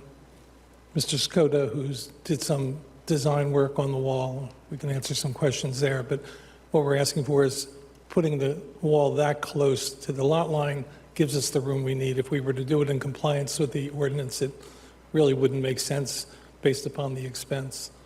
But that's my presentation, and if you have questions about the wall, happy to answer them. Thank you. Board staff, excuse me. Through the chair, this is Amy Beth Leith for the Planning Division. As stated, presently on premise is a 12-unit multifamily low-rise dwelling. This property is located in the RG5 zoning district, and the applicant seeks to construct a retaining wall closer to the rear property line than allowed to create a landscaped backyard. There's a 5-foot required setback, and the applicant is proposing a 1-foot setback from the rear property line. The wall will be 12 feet at its highest point, and the applicant intends to put a 6-foot fence on top of the retaining wall for safety purposes. Beyond the retaining wall is a significant slope drop-off of the rear neighbor's property. The applicant is not proposing any change to the existing parking area or circulation on the site. I forgot to do the details at the front. They're seeking a variance for relief of 4 feet, which is 80% from the 5-foot minimum setback requirement of an accessory structure in a residential zone. Staff did have some comments and suggestions. We are asking that the applicant uses a more decorative fencing style, which I believe the applicant is agreeable to. We had suggested that the applicant build the wall, if possible, further away from the rear property line to reduce the negative impacts on the rear abutters and to create space for wall maintenance and drainage below the wall, because there is such a large drop-off. And we're looking to know how the applicant, if they could speak to how they're going to intend to manage the maintenance of retaining the wall, since the eastern face of the wall will not be accessible from the property. And also if they can confirm whether any work will be conducted on the neighboring property to facilitate the installation of the wall. And if that is the case, we're asking for a signed letter authorizing that work to the adjacent properties. And then one additional item is that this item will require site plan approval from the planning board because of the significant slope in the rear yard.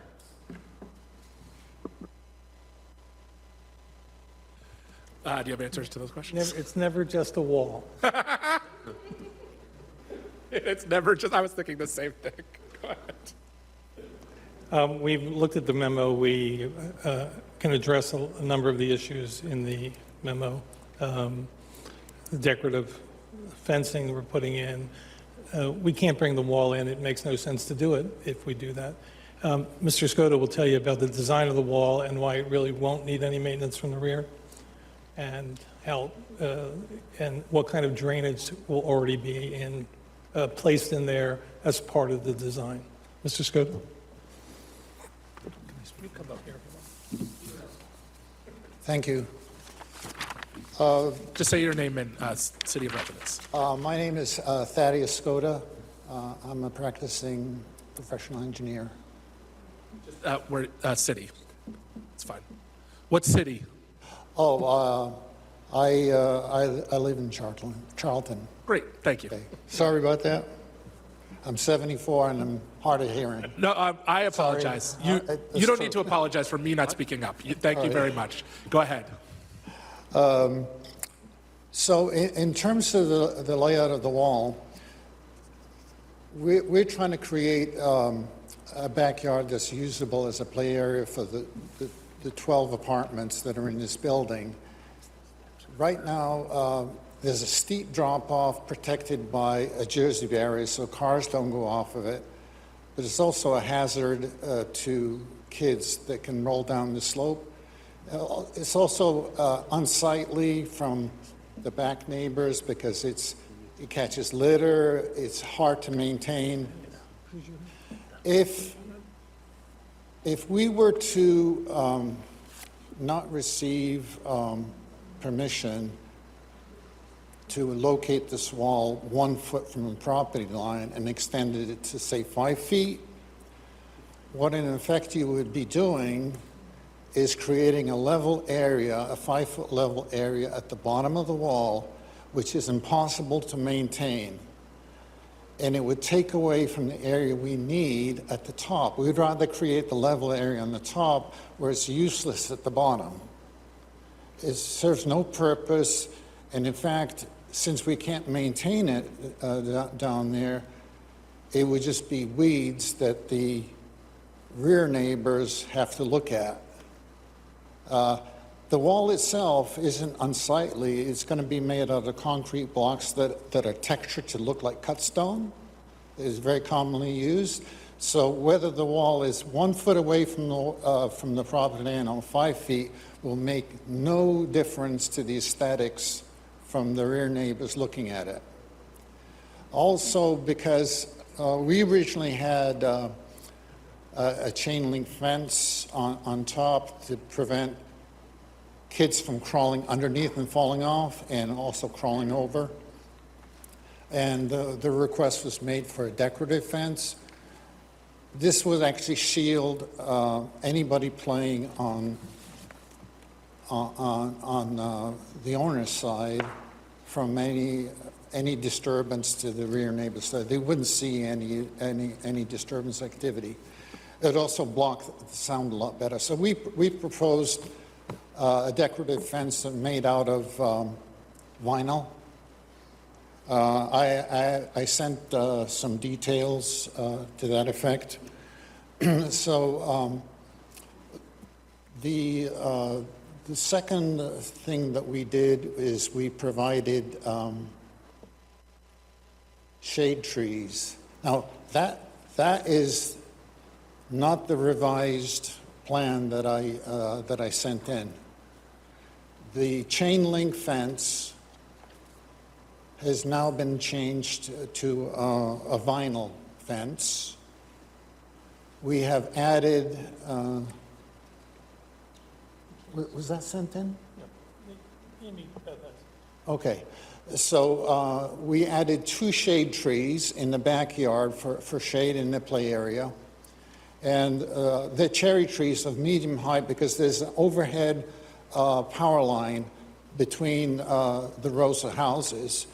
And there's a problem with other tall trees affecting that. So we had medium height trees that are the correct trees for the city of Worcester.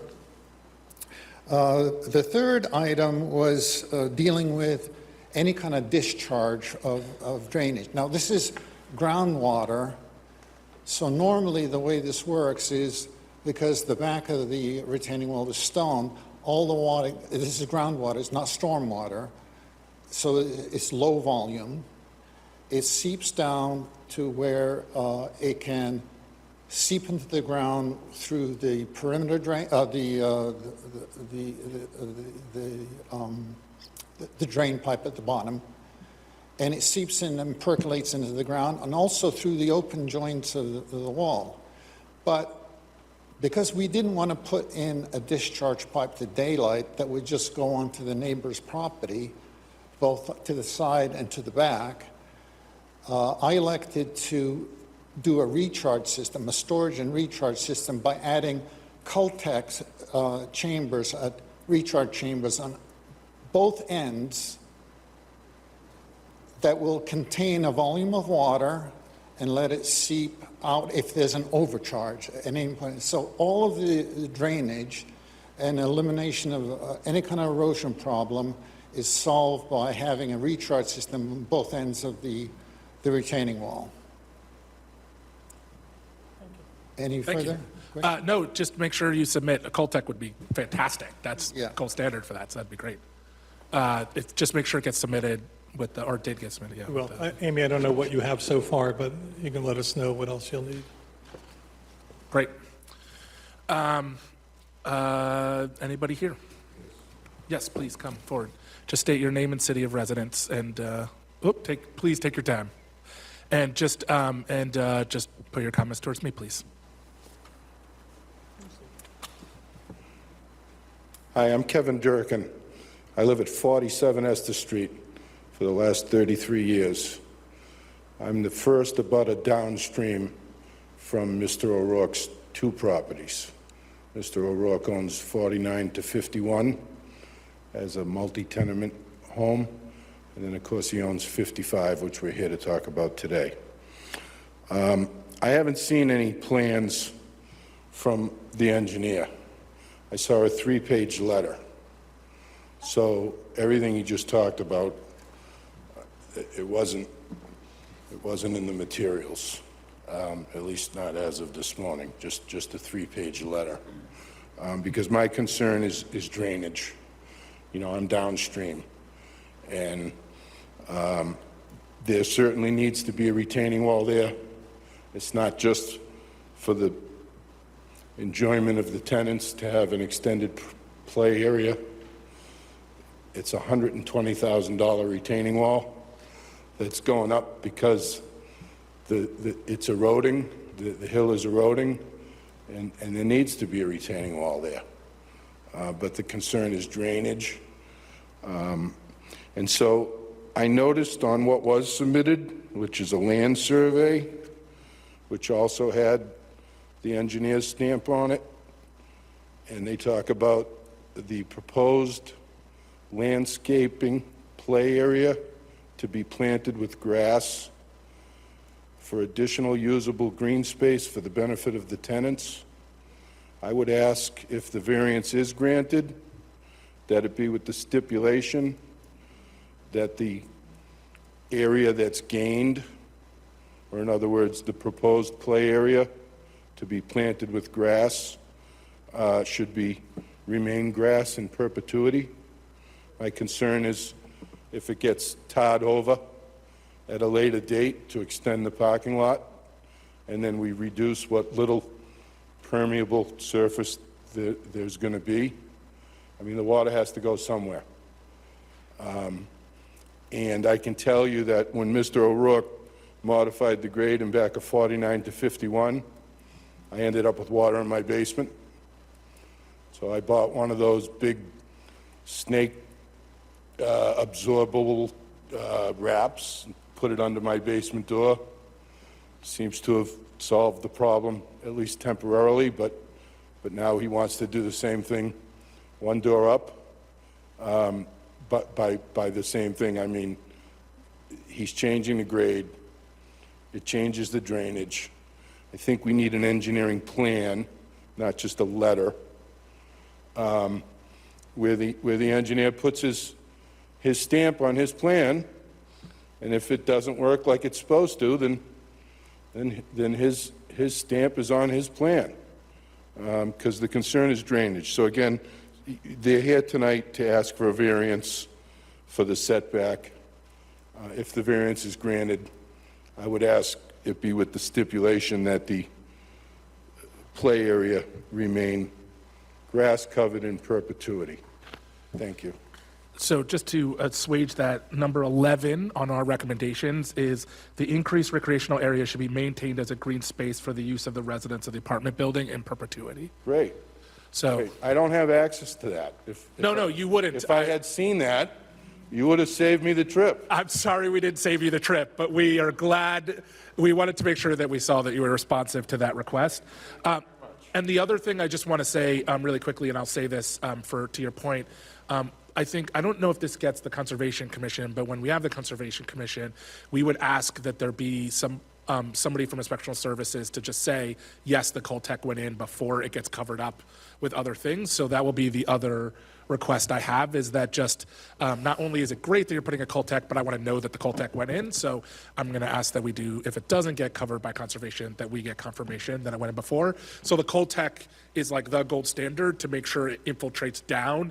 And if it gets overwhelmed, the system actually has a back thing, so it doesn't sort of like cause eroding. It actually is made so that if you get a big storm, it can hold the water and discharge it later. So it is, 2 of them is fantastic and should hopefully alleviate some of that problems. But to ensure that it happens, I'm going to ask that we get some confirmation. Hey, can I ask one more question? Absolutely, please do. You said the Coltech, is it? Yes, sir. At both ends? Yeah. But it's not level. So what good does it do on the high end? It's not on the, it's going to be sort of in the ground. So what happens is if the water comes down and gets so much, it gets it in the ground and it sort of keeps it there in a chamber. Okay, So it won't well, matter. the water seeks its own level, so. Exactly. Okay. All right, thank you very much. Yeah, no problem. Thank you very much. Yeah, that wasn't in the plans. Yeah, we Wasn't just, in the letter. wasn't in our plans either, so we're just They're not finding out. plans, just a 3-page letter. So we are requiring plans though, just to be clear. Yeah, thank you. Fantastic. I don't have anything else myself. I think this is great. I'm happy with it going to the, I'm happy to provide a variance to go the full amount because you're doing so much to make it sort of nice. And I think the perpetuity, and as I said, the only thing I will, the only question I have to the city is that there isn't a conservation oversight of this. Is that correct? But there'll be site plan review. Sorry, yes, it will go to site plan at the planning board. Planning board, but not the conservation. No, I don't believe so. Not sure. So the only thing I'll ask is that we add a condition during, so we have on here, we have some good prior during construction activities. I'd like to add something about just inspectional services confirming that Coltex went in per the plan before it gets covered over, like we used to on the conservation. Chairman, yes, that's going to be followed up with a building permit once the Okay. site plan is done, and we'll be requesting that plan, and we'll be inspecting it and meeting with the Oh, great. engineer of record to make sure that it's done according to plan. Great, fantastic. Thank you very much. And we request the 2 waivers. Thank you, I was gonna say it too. I don't have anything else. Board Member Campanello. I have no questions. Board Member Cortez. No further questions either. Board Member Barnhagen. Real quick, don't need to belabor the point, but staff mentioned how you were going to explain how the rear of the retaining wall would not need to be accessed to be maintained. I sense that somebody else would explain it Yeah, to you. you did. I think you did, yeah. What was the question again? The rear of the retaining wall, there was concern that it was so close to the neighbors that it would be difficult for you to clean or maintain it. And then there was some representation being made that that wasn't going to be an issue because the rear of the retaining wall wouldn't need to be maintained, really. It wouldn't be. So why is that? Well, you have a 1-foot grass strip between the base of the wall and the lot line. So we can mulch that, we can stone that. There's all kinds of treatment that are permanent and don't require maintenance. But if you have a 5-foot strip, that's a different story. Okay. That's going to require people going down there with weed whackers because you can't mow it, you can't get down there. It's a very steep slope getting down there. So for maintenance, the only thing you can do is weed whack and it just becomes a maintenance issue. And it's also going to be more unsightly for the neighbors just to see a whole bunch of weeds and brush, grow up. Those areas get these weed trees that grow on and they grow tall and they're ugly. And we need to be able to control all that vegetation easily. With a 1-foot strip, it's actually better from a maintenance strip than a 5-foot nightmare. You just need to, can somebody give him a microphone, just so he doesn't get up again? You get it? Okay. It's just from sitting so long, that's all. I understand. Take your time, please. So the unsightly weeds that he's talking about, we have those now behind 49 to 51. I think the 1 foot makes sense. My thought would be, what if there's moss or mold that starts growing on the wall, right, on the back side, right? If the sun doesn't hit it long enough and it's moist, you could have green moss or green mold growing on the back side of the wall. And I think the question was about maintaining the wall, not maintaining the 1 foot strip on the ground. I think the applicant is saying that they'll be able to access it with the 1 foot. I think if they need more space or they'll have to talk to you. There's a cliff. It's not easy to get to. Yeah, we can't, I mean, I'd have to get pressure washed somehow if mold starts growing on it or moss. they'll have to talk to you if they need to access it through your. Talk to what? They'll have to talk to a butter and get an agreement if they need to access it that way. Yes, just state your name and city of a residence. Michael O'Rourke, the owner of the property. I live in Worcester. We've had to go down there many times to take the rubbish that would blow from the area, go down there, because it looked awful. And even one time, the neighbors went through and cut all the trees down, all the way back to my line. And we've done it a couple of times, but the neighbors did it one time. So it's going to make a big improvement. If anybody falls off that edge, they're going to roll right down and they will get hurt. It is a safety issue. Okay. Did you want to say something, George? Go ahead. Through the chair, my understanding is that by building this wall further away would make no difference because the maintenance. No, we're not building it further away because it makes no sense. It wouldn't give us the land we need, the area we need to make a backyard. And if we did it closer in, we wouldn't need the variance. But that's why I heard the board say before, that's why we're here. That was, go ahead, sir. I've gotten permission from the people before to go down there and clean out all the rubbish.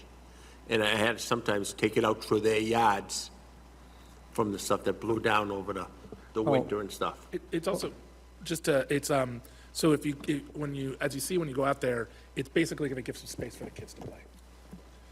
In addition to that, I guess if mold is created or rubbish, goes down there when it's got to pick up, there's a thing that you call the city. The neighbors. If something goes wrong, you always call the city and they address you to the right department to take care of it. Same way as trees, cutting trees, leaves, stuff like that. So that comes to a point. If that happens, the city would help you out with the departments. Mr. O'Rourke has been responsive. There's no question. He's been responsive. Thank you, Mr. Chairman. Thank you, members of the board. Board Member Abramoff? Yeah, through you, Mr. Chair. No, if this wall is built as described by the engineer, I have no problem with it. Thank you. Board Member Torquoto? I have no comment. Board Member Sacco? No comment. Okay. I forgot to check online. If you are online, use the raise your hand function. Does not seem. Okay. Is there any other comment from the board? Okay. I really appreciate this conversation. I think this was really helpful. Thank you so much for your context. I really appreciate it. And with that, I'd be happy to entertain a motion to close. I'd like to make a motion to close. Second. On the motion to close, Board Member Campanello? Yes. Board Member Cortez? Yes. Board Member Abramov? Yes. Board Member Tocono? Yes. My vote's yes. Is there a motion on 55 Esther Street? I'd like to make a motion for 55 Esther Street for variance for relief of 4 feet from the 5-foot minimum setback requirement for an accessory structure in a residential zone. For the recommendations on pages 3 and 4 of 6 of the staff memo, and for the waivers as requested on page 4 of 6 of the staff memo. Is there a second? Second. On the motion, Board Member Campanello? Yes. Board Member Cortez? Yes. Board Member Abramov? Yes. Board Member Torcono? Yes. My vote's yes. Thank you very much. Thank you, members of the board. Thank you, Amy. All right, how's everyone doing? Do you need a break? You okay? Okay. Next up is 17 Caparera Road. Caprera.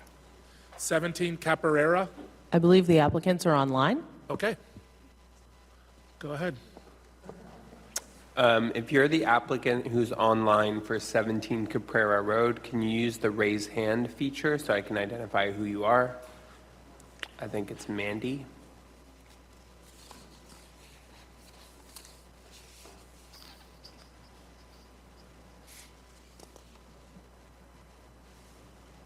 Eric, okay.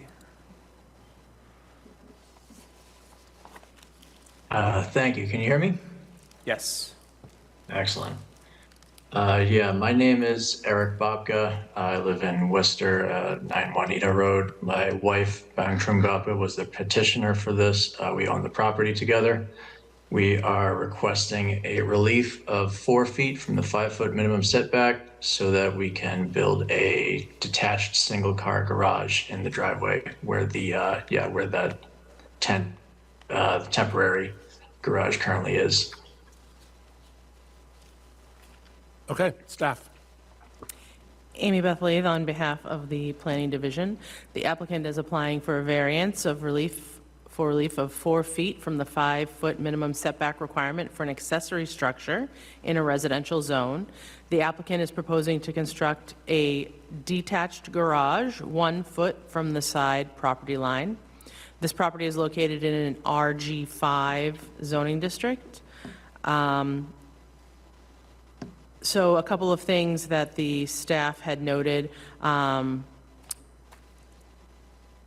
staff notes that the temporary canopy currently exists on the property where the proposed garage would be located. And as the owner said, the applicant is seeking to replace it with the permanent structure. Staff recommends that the applicant plants 1 shade tree anywhere on the property to help offset the added impervious surface. And I think that's all I have from staff. All right. Is anyone here for 17 Caparera Road? Is anybody else online?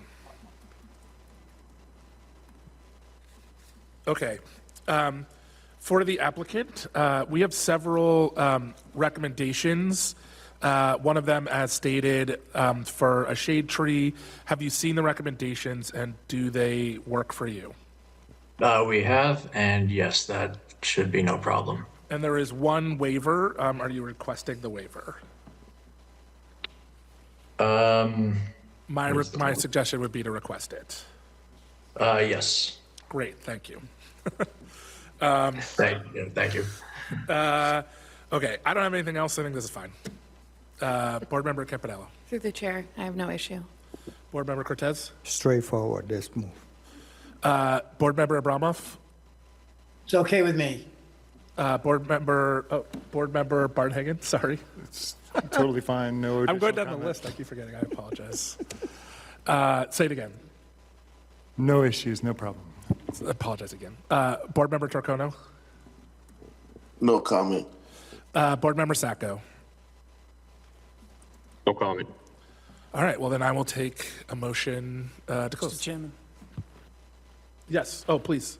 just had a comment, please, if I could. Yes, please. The applicant, just to make indication or make aware that there's a fire separation issue distance that'll come up during the permit process, just bringing it to his attention Okay. while he's online. He can meet with us at our office. We can discuss that when it comes time for his permit. Thank you. Is the applicant aware of that, or should be aware now? The 5 foot between the house and the garage, is that what you're referring to? Actually, through the chair, I was referring to the distance. If the garage is not attached, there shouldn't be an issue there. It's the other side, the property line, because you're less than 5 feet. You need to have that fire-rated separation. So that wall will have to be constructed of some sort of fire-resistant material. Okay, understood. Thank you. Thank you very much. I'll now entertain a motion to close. I'd like to make a motion to close. Is there a second? Second. On the motion to close, Board Member Campanello? Yes. Board Member Cortez? Yes. Board Member Abramoff? Yes. Board Member Torcono? Yes. My vote's yes. Is there a motion on 17 Caparera Road? I'd like to make a motion for 17 Caparera Road for a variance for relief of 4 feet from the 5-foot minimum setback requirement for an accessory structure in a residential zone, with the recommendations and waiver on page 3 of 5 of the staff memo.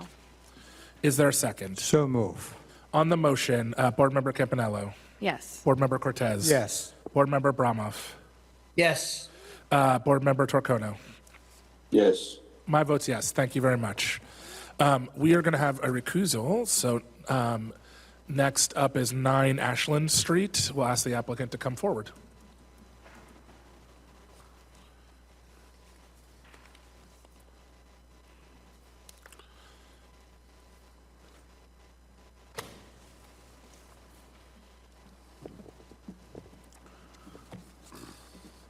Just state your name and city of residence. Good evening. My name is Gershom Gulko. I've been living in Worcester since 1982 continuously, but I started off when I was a 10-year-old kid with the Worcester YMCA. So, for whatever that's worth. I'm a lawyer. I've been here a lawyer for quite some time. The proprietor of 9 Ashland Street, which is a real estate nominee trust, is Monroe Management LLC, and to my far left is Adam Gaval, who's the managing member of Monroe Management LLC. So first I'll start off with character. I've known Adam Gaval since he was in diapers.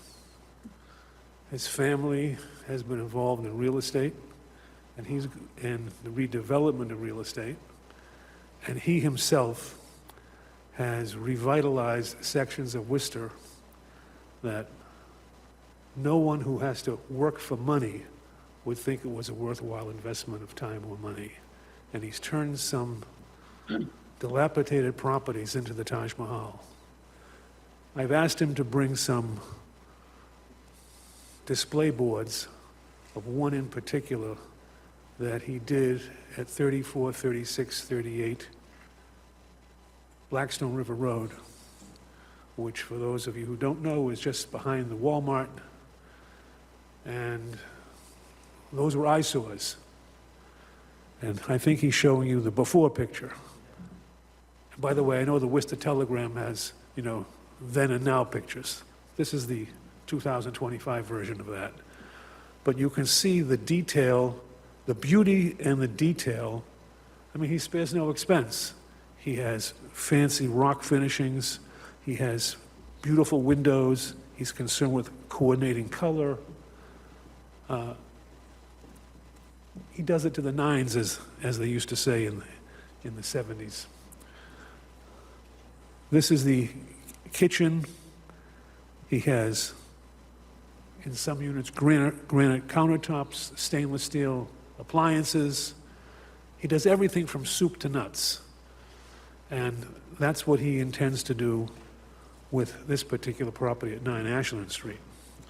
Now, it's important to note that 9 Ashland Street was prior to his purchase of it, was it, for the lack of a better term, a drug rehab facility. When he bought it, or when Monroe Management as a trustee bought it,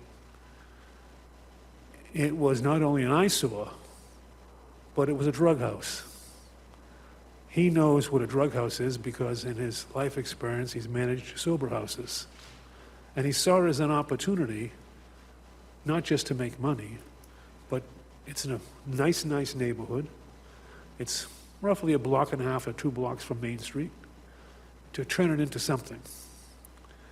Now, along comes modern times in the city of Worcester when there is a housing crisis. And he thought that, he can help address that. So rather than having 8 large units, he's hoping to, without changing the footprint, he's hoping to make studios and 1-bedroom apartments there that would be suitable and helpful not only to address the city's concern about housing, but to bring perhaps younger people into Worcester. I myself am a product of Clark. I know a lot of people who I went to Clark with. They never came back, never stayed, and they left. One example is the guy who owns the Philadelphia Eagles, who's a Clark classmate of mine. I'd like to see him in Worcester sometime. Another guy who went to Clark with me has Panera Bread. Never saw him again.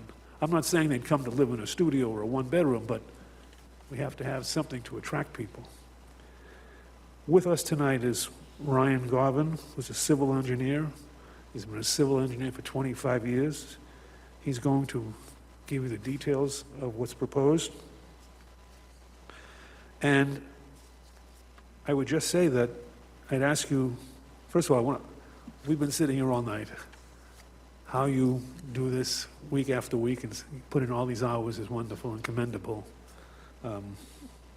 My wife tells me I work too many hours, so I don't know what your spouses and significant others say, but anyway, kudos to you. So without further ado, I'll have Ryan Garvin speak. Thank you. Thank you. How you doing? Ryan Garvin from New England Environmental Design. The existing project, the way it sits, is a 8-unit multifamily dwelling, and Adam wants to convert it to a 16-unit multifamily dwelling. The number of bedrooms would stay about the same, because he's going to reduce sort of like some 4-bedroom units, 3 bedrooms. He's going to put in a lot of studios, 1-bedroom and 2-bedroom units. Currently, to meet the zoning, it already doesn't have enough frontage for what exists. With both the existing and the proposed, we need 200 feet. We only have 125. So we're asking for a variance for that 75-foot frontage. It's also only less than 10 feet off the sideline, so we need a variance for the 2.24 feet off the sideline, the way the building exists. We're not changing anything to the outside of the building. It's all interior work. We are limited on space, so what we're trying to do is, where the garage was torn down, go behind the building to add as much as additional parking as we can. Doing so, we fill up the whole lot for the most part. We need a variance for the lot line offset for the pavement, the driveway and everything. The driveway already exists right up on the property line going into the property, but we can only get so many spaces. So we're also asking for variances for the 50% of the compact spaces. We want all of them to be compact spaces due to the size that we have available to us. We also have to reduce the travel lane from the 20 feet going up the side because we have limited area with the way that the building is.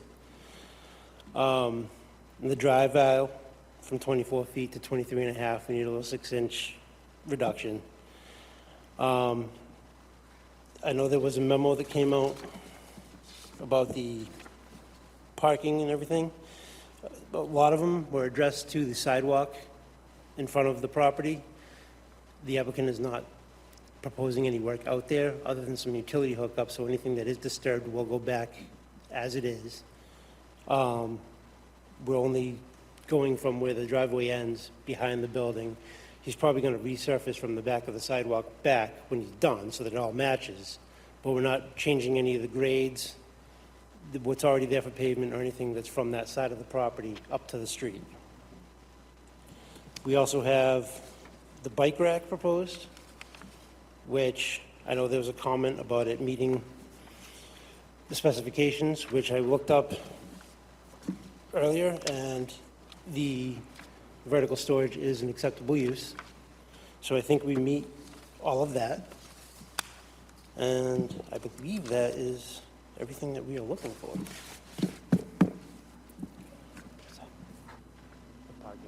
The spaces, I said that, right? Oh, that's right, sorry. There was one more thing. We had an agreement for the, with the abutting property to lease some of the spaces. That unfortunately fell through. I have gone back and forth with Victor on that. So we're asking for the full reduction for the number of spaces that we have.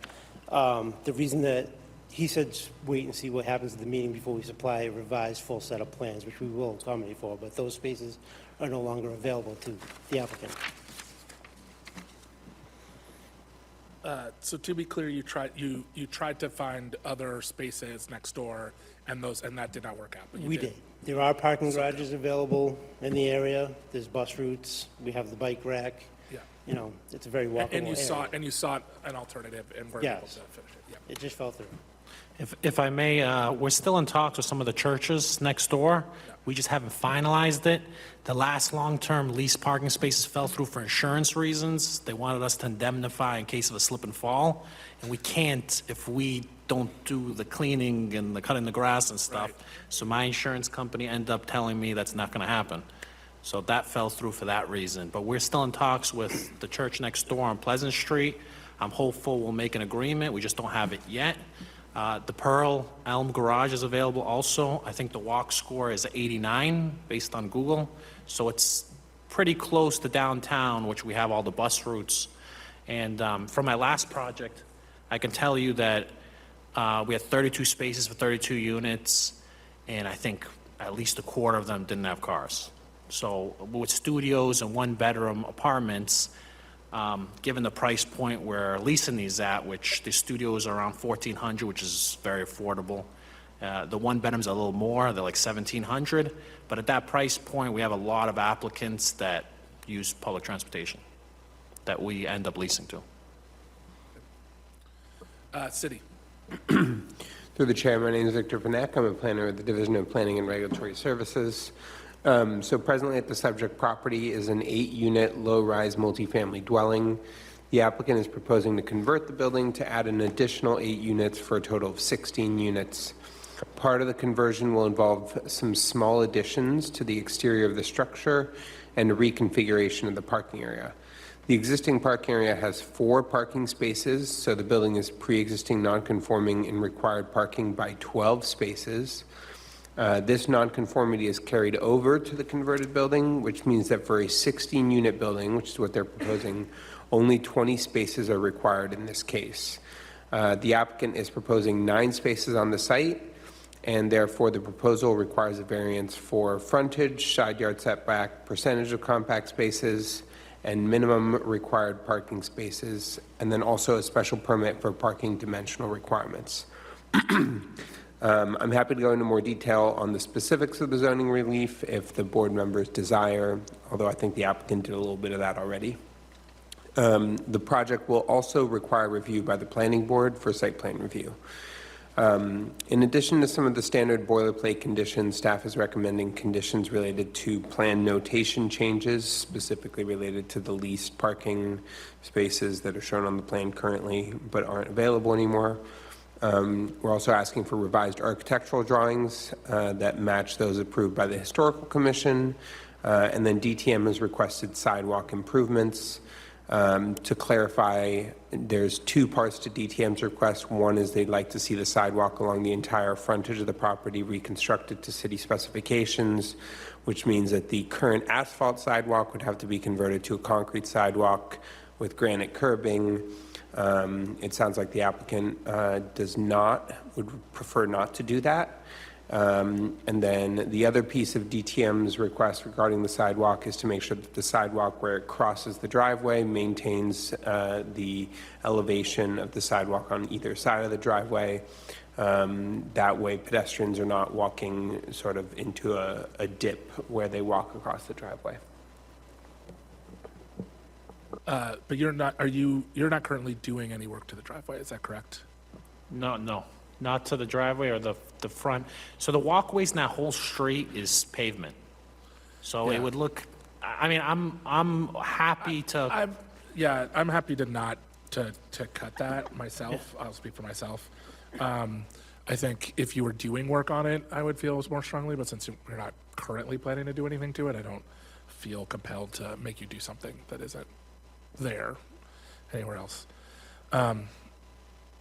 That's my opinion. I guess I'll let other folks weigh in on that. Okay. There are some waivers. Are you requesting the waivers? Yes. Yes? Great. Yeah. Perfect. Okay. Anything else from, sorry, we haven't got to the public. There's almost no one here. Is anyone here for, before I get started, is anyone here for 9 Ashland Street? Seeing nobody rush to the street, to the front. Is anybody online? Use the raise your hand function or press *9 if you're on your phone. Excuse me. Okay, not seeing anyone, although you can obviously raise your hand at any point. We'll go to the board. I'll just say for myself, I'm actually a little sad that it's coming off the market as a drug rehabilitation center. Worcester is in desperate need of those spaces. So I am sad, but I'm glad that it's going to be available as sort of affordable housing. I know that that's something that's been done before. So I don't have anything else for it. You're going to keep the building the same. The work's going to be done internally. I don't tend to want to mess with things when there's not actual changes really happening to it. So that's my preference. My preference would be to strike C1 and 2 because I wouldn't ask them to change something if they're not changing anything on it. But that would be my preference. Otherwise, I don't have anything else. Board Member Cortez. Oh, sorry. You raised your hand before you go, George. Just let him go. Yeah, sorry, I apologize. I would just like to address, I know this is probably ancient history, but the drug rehab program that was there, they didn't have the proper permits with the city. So the fire department was actually shutting them down for not having sprinkler and fire alarm that was working. So I took it over instead of it getting foreclosed on, really. So. Yeah. Well, that's also sad that they didn't do that, but thank you. I just wanted to address that because I wouldn't go and do this project if I was taking that away from the city. I thank you very much. I appreciate that. Board Member Cortez, yeah. Through the chair. Yes, provision of housing in the area, I think is welcome. By increasing from 8 to 16, provides more housing. However, I have an issue with the reduction of parking. Basically, right now, what we are recommending and what the city is recommending is basically 1 parking space per unit. 1. In some other instances, that require 2 per unit depending of the project, of the house, of the structure. Here, 1. However, you are cutting it down to, so that would be a total of 16. So are you saying that from 16 you only will provide 9? So we really have the room for, yeah. I have a problem with that. And how I realized by looking at the plan, map plan, not sure where would be a space to add up some other spaces other than reducing the number of units. Somehow to come up with a little bit more space, some more spaces. You tell me where can you do that, please? So if I may, it's not that we can't get parking, it's getting a 5-year lease with the neighbors who are telling us, listen, in 5 years, I don't know if I'm gonna sell the building, I don't know what the future is. So I'm hopeful, like with the church next door, I'm gonna get at least 10, I mean, I can show you the text from him, he says he has 40 spaces available. It's just getting him to commit to 5 years is problematic. I can get people to commit to a year at a time, and like I said, the Pearl Garage, which is a 5-minute walk, that's owned by the city of Worcester, has spacing too. I would love to have put parking in the basement here, but it's just not structurally feasible, given that this is a historic structure, and I'd have to go in front of the Historic Commission and get approval to do that too. That would be one way. Yeah.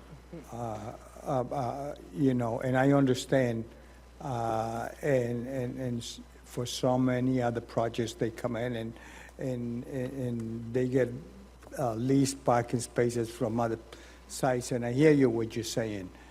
The thing is, for me, leasing for 5 years, what's going to happen after 5 years? This project, these houses, is going to be there for more than 5 years. So in 5 years, if you lose the lease, our effort in here to try to provide parking for the tenants there is gone. So what assurances would be, if you're going to have a lease for, or having here, that in 5 years, the lease that you have for 5 years, you are obligated to immediately replace that for another site if that one is gone. I don't know. It's somehow assurances to to provide parking for the tenants there, that the building is going to be there forever, and park in 5 years. So that doesn't level with me. So I'm not sure, Mr. Chairman. Yes, we need the housing space, and yes, this thing that's, I don't, with all the respect to you, and some other people brings it up too. With all the respect, I don't buy into people that doesn't have a car. Which you made a point, and that's fine. Some people don't have a car.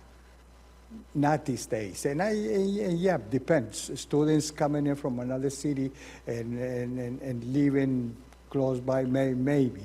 But that's a maybe. So again, my issue is parking. And to be honest, I was looking to see if there was a way that you can help me out to resolve that concern. So I'll just say you need 4 votes. It sounds like you're not going to have George based on parking. So I guess I'll ask the other board members. I'll say I'm fine with it. I think the data is clear on this, that in fact most people, the data is 0.6. So I'm comfortable with it. It doesn't mean other folks are. So my suggestion would be I would love to get other board members' thoughts on that, as well as other aspects of it. So I'll go to Board Member Barnhagen, and I'll ask before we do anything in terms of, I'll ask for a straw poll of people voting in this. Board Member Barnhagen, I'll ask that you vote. So Board Member Barnhagen. Thank you, through the chair. Reduced parking has come before us from time to time, and generally I'm okay with it, especially for low income, given the stats that, there's not a huge amount of, there are going to be some percentage of your lessees who won't have cars. This is a pretty significant drop-off, but from what is required to what you're going to be able to provide without at least from a neighbor. So I guess there is a little bit more concern there for me. But right now, it says that, right now, there's 8 units total in there now. So it's currently being used as residential leases. Is it? Well, it's empty now, but it was previously, when I took it over, there was 8 apartments. And this was after the drug rehabilitation, it was, okay. So, and those only had 4 spaces. Yeah, so originally, it is 8 units. They were using it as like a sober house, unlicensed, no sprinklers. Right. So they kind of changed the use without getting permission, but originally, before they took over, it was 8 units. Okay. And that's what the city Because, seems that you know, we're not operating in a vacuum here, right? It's the same number of beds you're taking, right, it's relatively, and it's going from 4 spaces to 9. So, you know, and I can see that there's not much more room, there's nothing more you can do with the current configuration in your lot. So the bed count actually got reduced, because what happened is this building was a mansion at one point, so there was like a servant's quarters in the basement and the servant's quarters in the attic. So those were massive apartments to accommodate them. So in the end, making these 1-bedrooms, I think we reduced it by 4 beds. So we have less beds, and we did the maximum parking we can. We added the bike racks. In my previous project, they gave me relief for 2 spaces for that. I don't know if that's still the case. That was a year and a half ago. Right. So I don't know if that also is still policy. I don't know the changes that happen. But I can tell you that it was 4 space, and that's 4 being generous. It was a garage and maybe 1 space behind, and we said 4, even though it was probably 2 or 3. So, and the reason we did that is we didn't really need the parking, because we had 12 from the neighbor. And like I said, I still plan on leasing 12 from the church. They told me they have 40 spaces. It's just hard to secure a 5-year lease with a church. Getting a 1-year lease is easier, and I'm still speaking to the pastor. So I'm hopeful I'll still have the parking space. I just don't have the contract for 5 years, which is, I think, a requirement to not ask for that variance. If I could just get a word in here for a second, 'cause I'd like to address something you raised. I've been involved with this property from the time it came into his possession. When it was a sober house or a drug rehab house, yes, there were 8 bedrooms, but sometimes you had 2 or 3 people in each room. Now, he correctly pointed out that it wasn't legal, and this is just another manifestation of that. But there was no parking issue then, when you had as many as 24 people and usually no less than 16. You know, I know with $7.50, that'll get you half a cup of coffee at Starbucks, and that's what we're talking about. It has no value, but just so you understand. One thing I can say is we're fortunate that we have good transportation in Worcester, and I know there's a lot of projects that are downtown, and this is, I would consider, close proximity to downtown, and I know there's parking issues with a lot of them, not pointing fingers, but we do have, like I said, the Pearl Street garage. I'm hopeful I'm going to get some spaces from the church next door. It just doesn't meet the requirements of waiving the variance. And like I said, the church has 2 lots. They have like 50 spaces, and their only requirement was on Sunday between 5 to 10, the tenants are going to have to move. That was their only requirement. Okay. Well, and I know you obviously have an incentive to find these parking spaces that'll make it more attractive to your future tenants. Yeah, I mean, it's not like it's not like you're significantly increasing the density, and you're not reducing, you're actually increasing the number of parking spaces. Be that as it may, there's still a significant number of spaces below what the current zoning rules require, and so that is a concern, just the sheer number. And I'm not sure if there's anything, because we can't guarantee that you're going to get these leases from your church neighbors, and I don't think there's anything we can do about that as part of as far as the condition goes, but I don't know. I hear the concerns. I think I would still be inclined to move this forward, but let's hear what everyone else has to say. Yeah. Board Member Abramoff? Yeah, thank you. Through you, Mr. Chair. parking is definitely an issue here. It's not an ideal circumstance. But by my quick back of the napkin, this petitioner is going to be spending, got to be close to $1 million to renovate this, to put in sprinklers, fire alarm systems. I think that's all required to do a renovation of this scale. If not, I'd like to hear that, but I believe it is. And his incentive is going to be to get as much parking available as possible. If I were to come to him to rent and he said there's no place for my car, I might not rent there. If he says there's a place for my car, I might rent, and it might be worth a little bit more to me.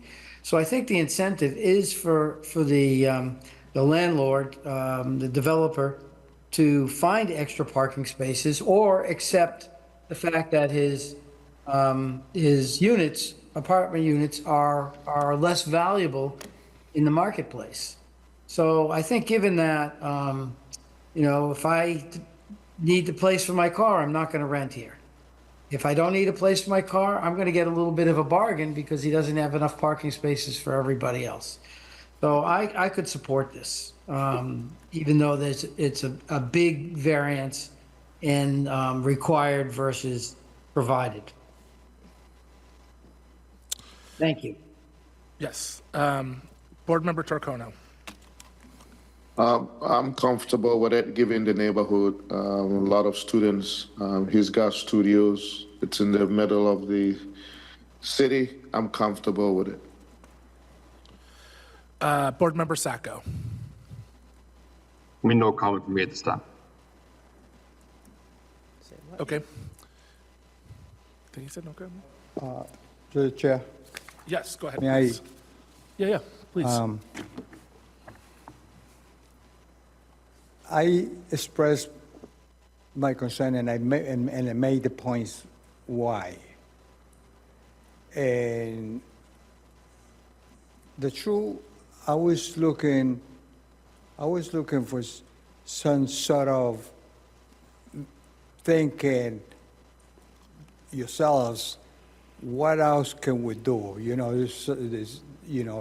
indicated, we can do it in the basement or what have you, but it's going to cost, of course, more than that. Well, that's what it costs to, someone who comes and build and put in a business building for business. It's going to take that expense to do it, and to do it right.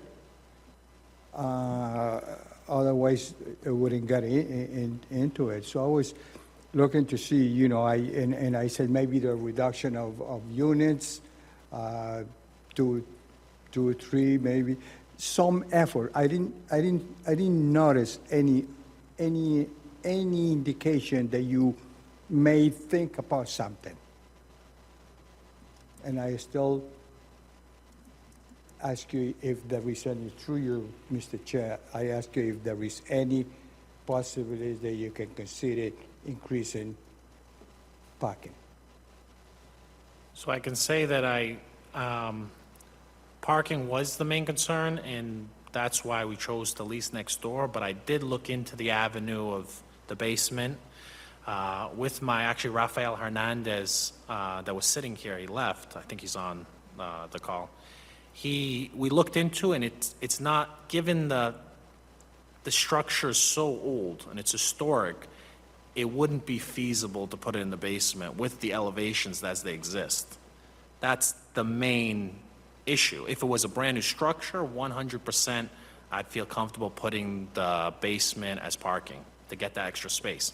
But given that it's a historic structure, that the way the beams, the way it sits and the balloon frame, it's just not feasible to put in the basement. Also, would have to address carbon monoxide in the basement from vehicles, would have to have a special sprinkler system.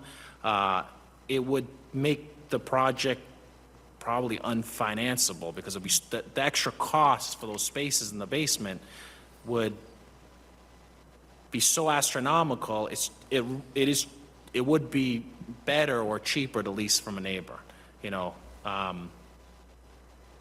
So I could tell you, like I said, we have an architect, Raphael, he stepped out. He looked into it.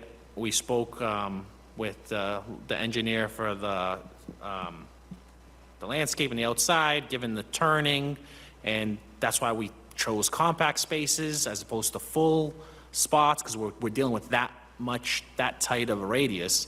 We did have a meeting with the city. I forget the name of it, but that was like a year ago. So we had a meeting with the city where everyone gave their input. So believe me, parking is a huge concern. It was a concern since this building was acquired, and I'm gonna definitely secure parking at one of the neighbors. It's just that it's hard to secure a 5-year lease, given that even the churches don't want to sign a 5-year lease because they don't know what the future is going to entail. Maybe they'll sell the building, etc. So it's not that I'm not going to secure parking. I can't promise it to the board, but I could tell you, just like one of the board members mentioned, it is more advantageous for me to have the parking and lease it from a neighbor to that extra, let's say it's $100. I could charge that $100 on rent for that amenity, and people will pay it because they want that off-street parking. Through the chair, it's Rafael Hernandez from Acropolis Design Online. Sorry, I had to step out. It's okay, go ahead. But as he's saying correctly, it's not cost effective because we cannot achieve the approaches that a parking space would require and the podium fire separation that would be required in that space. It's not feasible. And also, I very much doubt the historic board, even if we present to them, would be open to this dramatic change to the facade, even on the rear side of the property. So that's why we feel that this is not a good method to go about this and to maintain the building as is, as a single use. Thank you. Yeah, go ahead. Through the chair, for me at this point, is either with my vote allow to the creation of housing, which is a need in Worcester, or leave that on the side and stay with the parking concern. So either, I'm in here. It's not that I'm against the project. So, Mr. Chairman, because the need of housing in Worcester, forcibly, I would go on that side that allowed to go. Thank you for your thoughtfulness on this. And also just, I think these are really great questions. I think it's important that this is a big ask. So I think digging in deep and asking questions about ensuring that all the avenues have been explored is important. So I very much thank you for your thoughtfulness on it. And,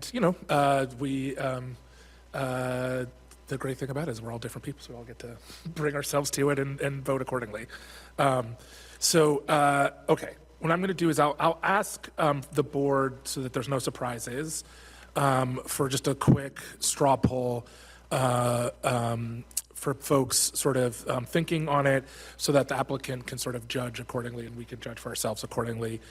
So I'm going to vote yes on this. And so I guess I'll go in order since I'll be confused otherwise. Board Member Abramoff, what's your current thinking on this? Well, I guess we're gonna vote in a second, so I would like to know how you plan to vote. Yeah, I'm going to vote yes on this, as long as they agree to the conditions of staff. Okay, Board Member Cortez. Based on what I just said, it would be yes. Okay, thank you. Board Member Torcono. I'm good. Board Member Barnhagen. Yeah, I'm going to vote yes. Okay. So we're going to need, are you okay to make a? Sure. motion? I Okay. mean, other than the two C1 and C2 that we're removing, Oh, yes, thank you. is the applicant okay with all the other conditions? Yes. Okay, and that's C1 and C2, those are okay with, Victor, to remove those? Are those consistent with your understanding of what we were just talking about? Yes, as far as eliminating the sidewalk improvements. Okay. Yeah. Okay, thank you. Okay, in that case, and again, I really thank the board for their thoroughness on this and thoughtfulness. This is not an easy decision, I think, for any of us. I will, if everybody's okay, I'll take a motion to close. If everybody's okay. I'd like to make a motion to close on 9 Ashland Street. Okay, is there a second? Second. On the motion to close, Board Member Bromoff, Yes. Board Member Cortez. Yes. Board Member Torcono, Yes. Board Member Barnhagen. Yes. My vote's yes. Is there a motion on 9 Ashland Street? I'd like to make a motion on 9 Ashland Street for a variance for relief of 125 feet from the 200-foot minimum frontage requirement for a multifamily low-rise dwelling, for variance for a relief of 2.24 feet from the 10-foot minimum side yard setback requirement for a multifamily low-rise dwelling, for a variance for relief of 50% from the maximum percentage of compact parking spaces, a variance for relief of 11 spaces from the 20-space minimum parking requirements for a multifamily dwelling use, and a special permit to modify parking dimensional layout and/or landscaping requirements, loading requirements, and/or the number of parking spaces, along with the conditions set forth, the recommendations, of staff set forth in pages 5 and 6 of 9, excluding C1 and C2, which have been removed, and the waivers as requested by the applicant. Is there a second? So move. On the motion, Board Member Bromoff, My vote is yes. Board Member Cortez, Yes. Board Member Torcono, Yes. Board Member Barnhagen. Yes. My vote's yes. My only suggestion is if you do secure a lease even for a year, just put it in the file for the staff so that we have that, and I'm sure it'll ease some of the concerns. But thank you very much. Thank you for giving me the opportunity to do this project. Thank I you. appreciate it. Thank you so much for your time. Thank you. I'm sorry to say I need a break. Are you okay if I take a break? Okay. Is there a motion for a 5-minute recess till 8:20? So moved. All right, thank you. We're in 8:20, we'll come back.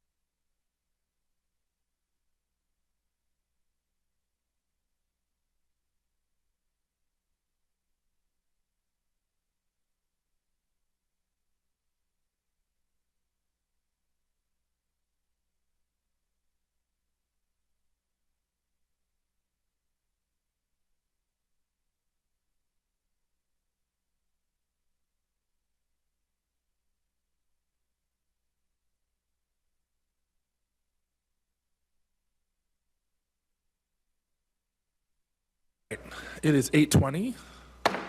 We're back in session, but before we get started, we need to confirm the people online. So Board Member Abramoff, I'm here. Board Member Torcono, Board Member Sacco, Here. Board Member Torcono. I'm here. Gotcha. All right. Next up is 9 Arborvitae Street, and I believe the applicant is online. If you are, please use the raise your hand function. Oh, they're there. Okay. Speak when you're ready. Good evening, Board. My name is Mandy Hicks. I'm from Guaranteed Builders and Developers. I am representing the homeowners of 9 Arborvitae Street. And we are seeking to construct a garage with a staircase to the second floor. So we are seeking a height variance. Our height variance relief is 13 feet and 5 inches. The garage is going to consist of a 30 by 30 detached structure. The garage will have a built-in staircase that provides to a loft area. That loft area will go into an outdoor pathway to enter the home. The topography of this lot is pretty tricky. So in order to park the cars feasibly in the garage and enter the main dwelling, we are asking for the relief to be granted. So it will provide an enclosed staircase to the outdoor pathway. The topography, if it's not granted, the homeowners will have to park the cars into the garage, exit, and walk on the sidewalk about 50 feet to enter the house. So that's why they were concerned about safety and the hardship with the topography of the land. We are open to questions and comments, and we did receive the memo and would like to go over that as well. Great, you should go over it now. So the only, there was a few different questions and comments on the memo. We are good, the homeowner is good with adding windows in the front and planting trees. We would also install the erosion control for any runoff. There was the only 2 things that the homeowner had concerns about was the clapboard siding. With the wood siding, it does increase the price a lot. And then the other thing he had a couple comments on was the roof, changing the roof line. We were just wondering if it would be okay to stick with the A-frame. And some of the comments were to add a dormer or a portico. We would be open to that if we could keep the roof style. Okay. And the applicant's okay with the sidewalk, the reconstruction of the sidewalk, and have it being cement? So we did have a couple questions about that. One of his questions is, he is on here, his name's Brian Rivers. He may be raising his hand as well to touch base with that.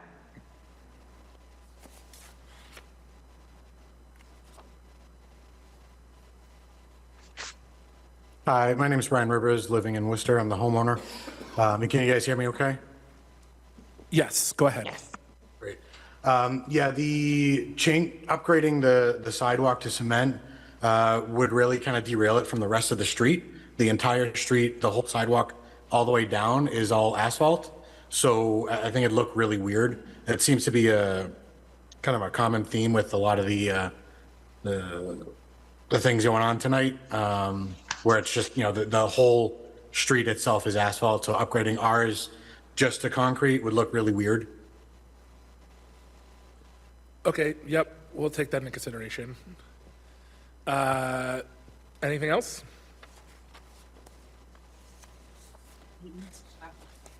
The siding itself, I think in the paperwork, it recommended moving with the clapboard and specified specific designs that are just like a trim element on the main home. We have a turret where some of that element exists, but the rest of it is just regular clapboard. And in the future, we do plan on changing that over probably to vinyl, just because it is deteriorating and falling apart. So if we were to make it go clapboard when we finally deal with the home, they still wouldn't match, because like I said, we'll be upgrading that to most likely vinyl in the future. So if we go vinyl with the garage now, and then in X amount of years we can get the house upgraded to vinyl, then they'll be matching in the future moving forward. Okay. City staff. Through the chair, my name is Victor Panak. I'm a planner with the Division of Planning and Regulatory Services. So presently on the subject property is a single-family dwelling, and the applicant seeks to construct a detached accessory garage with space on the second floor. The proposed garage will have a height of 28.5 feet, whereas the ordinance limits accessory structures to a height of 15 feet. The proposed garage therefore requires a variance from the maximum height requirement for accessory structures. It's a variance of 13.5 feet is required. In addition to the board standards conditions, staff recommends conditions related to landscaping, the architecture of the accessory structure, and reconstruction of sidewalks. And I can speak very briefly to the architectural recommendations. The siding comment is under the staff comment section of the memo, so it's not actually something we pulled into the conditions, because we felt it was just more appropriate as a recommendation, but it's not something we think the board should condition. The windows we do think should be conditioned, so we're asking for 2 windows on the front elevation facing the street, and then 2 windows on the left elevation that will be not quite as hidden by the grade change. The right elevation will have grading changes, and then already has windows and a door, so we didn't ask for windows on that side. And then as far as the roof line, we were thinking that on the front elevation facing the street, it would be better to have a hip roof line, so the roof comes down towards the front facade. It'd be a little more aesthetically pleasing, but we would leave that up to the board, of course. Happy to answer any questions. Okay, thank you. Is anyone here in person for 9 Arborvitae? Does not look like it. Is anybody else online for 9 Arborvitae? Raise your hand. Okay. I am comfortable cutting 1, E, and F based on that they're not actually digging up anything in the front to construct this. I am amenable to changing 1C to say reflect an alternate roof line such as a hip roof or a dormer or something to break up the massing. I feel strongly, I agree with the city about the importance of a window facing, 2 windows facing the front. I think something to make it look so that sort of breaks it up, so it's not, because it is a big structure there.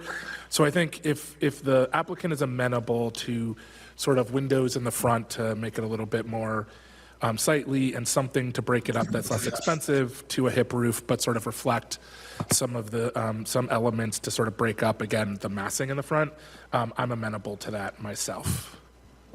I'll just speak for myself, but that would work for me. Is the applicant amenable to that?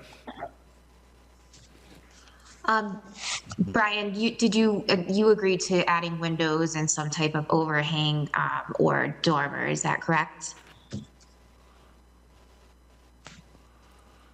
I think he's raising his hand. It's hard to tell from here. We can't see it. Apologies, I muted myself. Sorry, go ahead, Brian. I just want to throw out also a gable window, I think would achieve what we're looking for too. So 2 windows on the second floor and then a small gable window at the peak. Yep, I love that idea too. Just throwing that out there. Yes, something like that I'd be fine with. I definitely agree.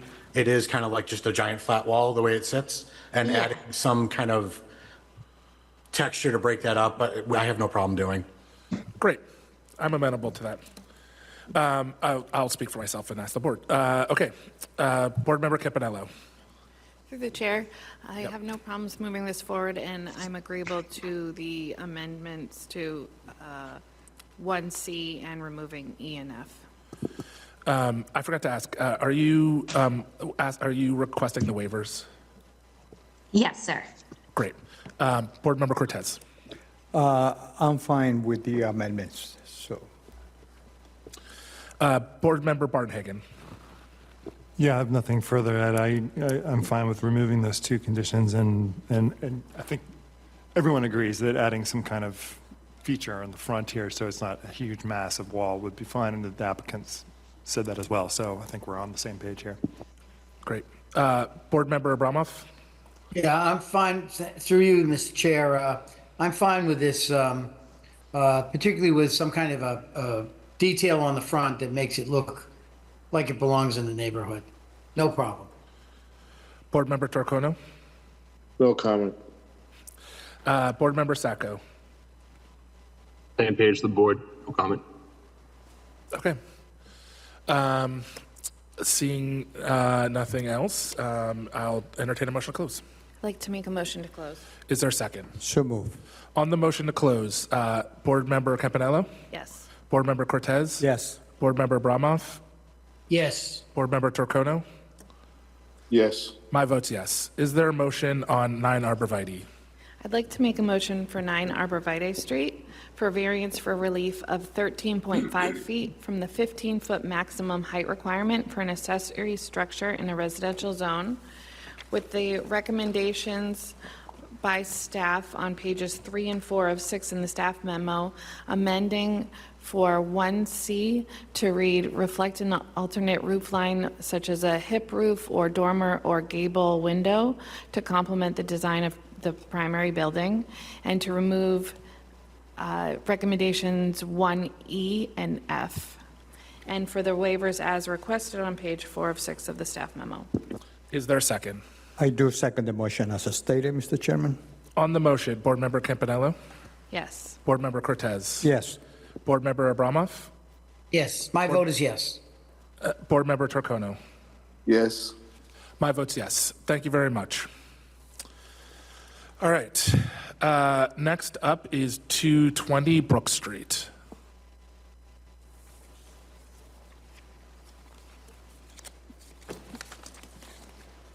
State your name and city of residence. Good evening. My name is Tony Riley. I'm an attorney that represents the applicant. My office is in Wellesley. I live in Mansfield. I'm here on behalf of Kaba Fusion for the 220 Brook Street property. And Kaba Fusion is a prospective tenant of a portion of the property. And we're here seeking a special permit to be allowed for a clinic use in the manufacturing district. The portion of the property that Kaba Fusion intends to rent is around 16,000 square feet.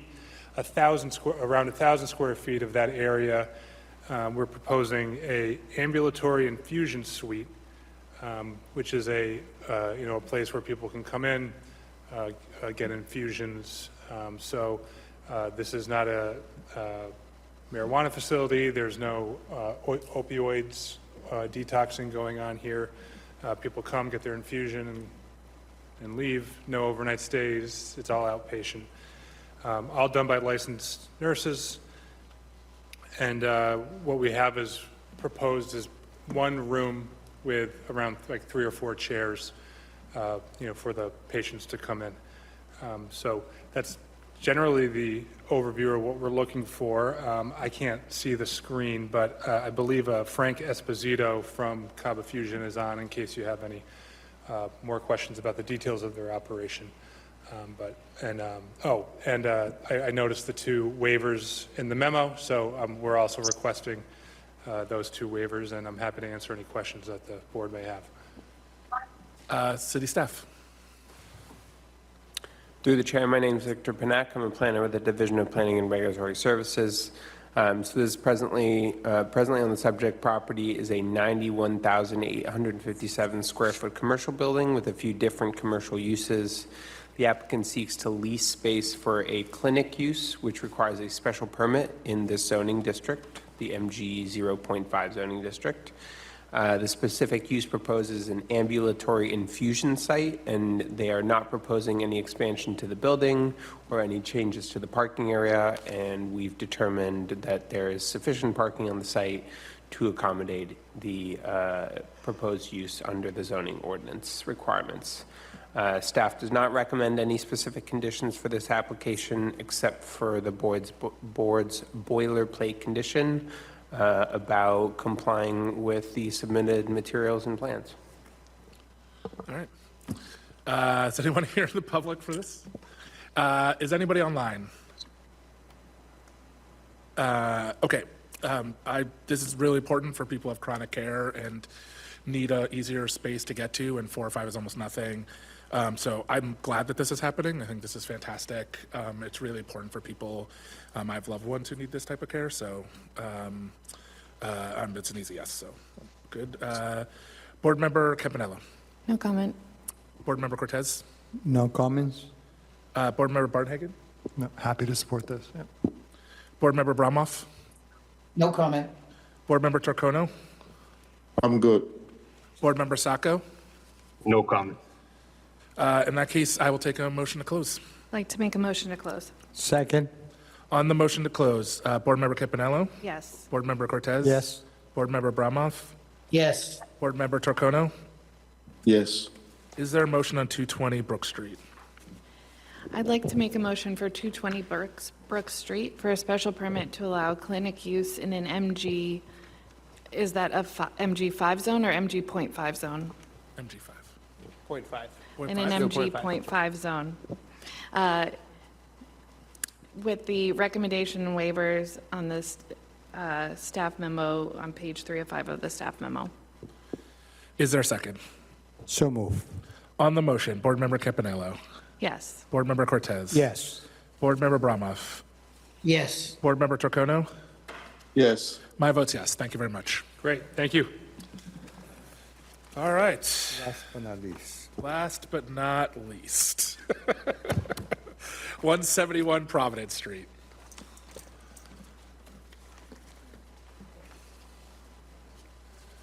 It's a great bag. Good evening.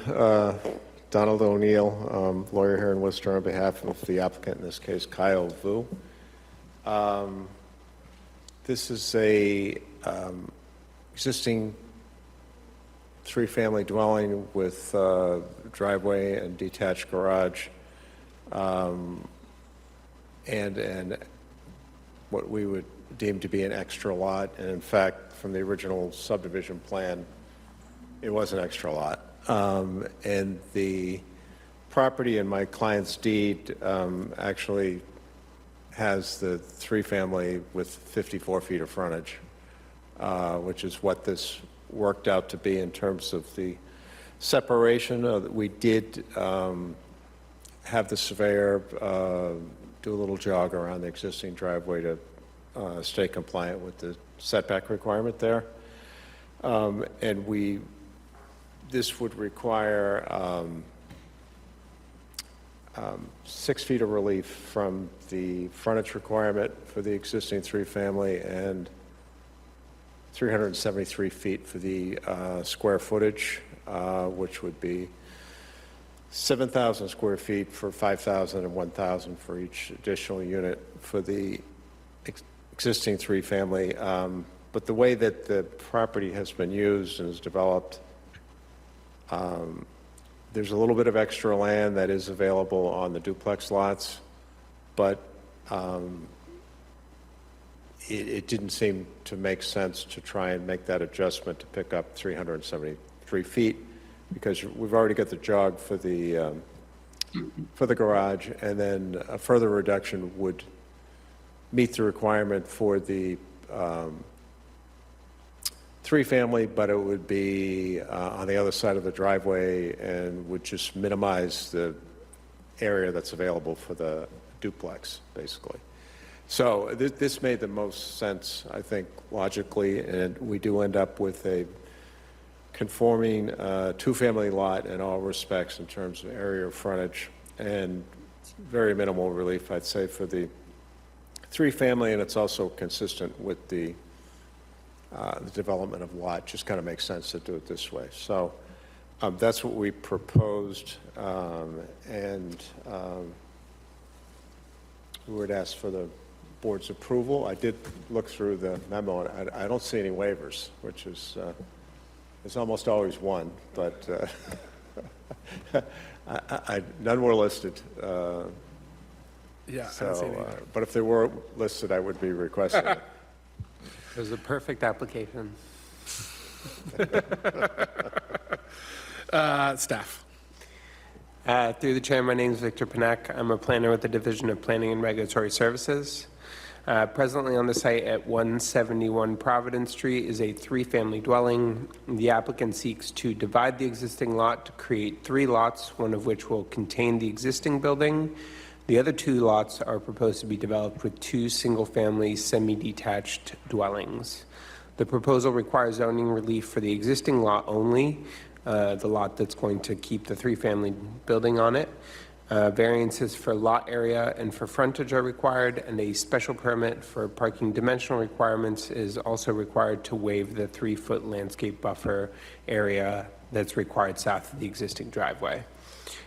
In addition to the board's standard conditions, staff recommends conditions related to landscaping, screening along the driveway for Lot 1, and improvements to the architecture of the proposed building on Lots 2 and 3.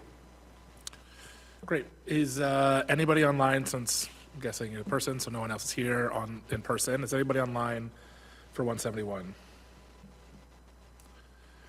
Okay, board comments. I actually looked at this for my house, and I realized that my 3-decker would require more relief than you are asking for, because none of the 3-deckers actually qualify in the city of Worcester. And so the fact that you have a second thing that requires nothing, and the first thing, the thing that already exists, is the thing that needs it, and it needs so little, this is clear to me. And it's clear that it should be a second thing there because it has everything it needs, so it doesn't actually need any relief for the second. So because the thing that needs the relief is the building that's there, I think it's a straightforward for me, yes. We did get one resident comment, which was, I hate to say, did not make a ton of sense, because there is lighting on the street already, and having a place where that's abandoned, having people there would actually cause less problems. And you are adding some screening, and I don't know what foot traffic, I don't know, if you want to have less unhoused people, having more housing seems to be the logical thing. So I think we answer all their questions. There is adequate lighting already on the street. You're not adding more, you are adding screening, and the landscaping and so forth is responsible for the thing, so much so that it doesn't require any oversight for us. So Yeah. the only thing that does is Lot 1.